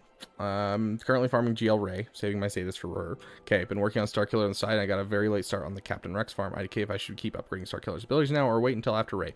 Thinking about farming Gas and C next. Okay, Gas and C isn't a bad thing, especially if you aren't close to Executor. Usually it's SLKR, Ray, Executor is kind of my go-to because then you get a crystal income, a solid start, stuff for proving grounds, excellent place to be in light speed bundles. But if you're not close to Executor, I'd start working on Executor stuff, like going for Razor Crest and that kind of thing. And then like just pushing hard into Sith Eternal while you're waiting for those Razor Crest shards and all that kind of stuff, and then finish Sith Eternal and circle back to Executor, just because the crystal income is so vitally important in this game. But as for panic farms overall, I definitely think Starkiller is the way to go. Do you have an Omicron? An Omicron? Because if you have an Omicron and you can drop it on here and then get them up to gear 13, I think that's all you need. I appreciate it, Midnight. You have an Omicron, Starkiller. This is your panic farm, period. That's it. right there, because that is a GL killer you have in your roster, and all you need is there's much conflict in you. You don't need anything else past that. So like, you don't have to drop your Zetas that you're saving up for Ray. You don't have to do anything like that. You just have to drop there's much conflict in you for the Omicron, and then relic this character. That's all you got to do. There's much conflict in you. That's all you need. That's all you need. Use subathon. Make sure you stream on Monday. That's my day off. Sounds good, Yotter. I'll start on Sunday and go into Monday, you know? Or better yet, I'll start on a Wednesday and I'll make it to Monday, you know? But yeah, that is your that is it. That is your PP. That is your panic farm. That is what you should be doing right now. Is drop that Omicron on that guy, get him up to Relic 5 in the next week, because that is a GL killer without any investment of Zetas and just a Relic 5 character. You already have the rest of it you need. You have the Emperor Palpatine, and so Star Killer, and then Supreme Leader Kylo Ren, Datacron. That's basically what you need. That is the things. That you get all the stuff and you will be amazing this season. So there you go, Mr. Cack. I hope that helps you, my friend. I do love seeing the Omicron Qui-Gon already. So but yeah, solid looking so far. And honestly, this Krex is usable. Like, get his mods up and this Krex is usable where he's at. Like, don't sleep on the fact that you have a low gear Krex. Like, low gear Krex does a lot for you. But yeah. There you go, my friend. Oh, they need to add Chirotech challenges. Just more ways to get Chirotechs. Yeah, I would agree with that. Okay. Where's my, oh, I closed it because we stopped listening to Kyber Bangers.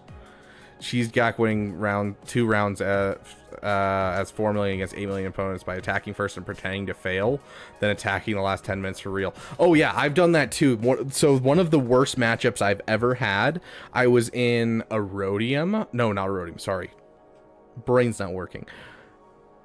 Bronzium. I was in Bronzium and I was facing like an 8 million GP opponent, and they had 4 GLs. And they had JMK on defense. And so what I did is I just took 10 teams in against JMK, 9 teams of solos. So it was just solo random characters that were like gear 7. And then I took in 1 actual team that could pop protection. And so that way it looked like I actually gave a hard hit against JMK where I took away some of their protection.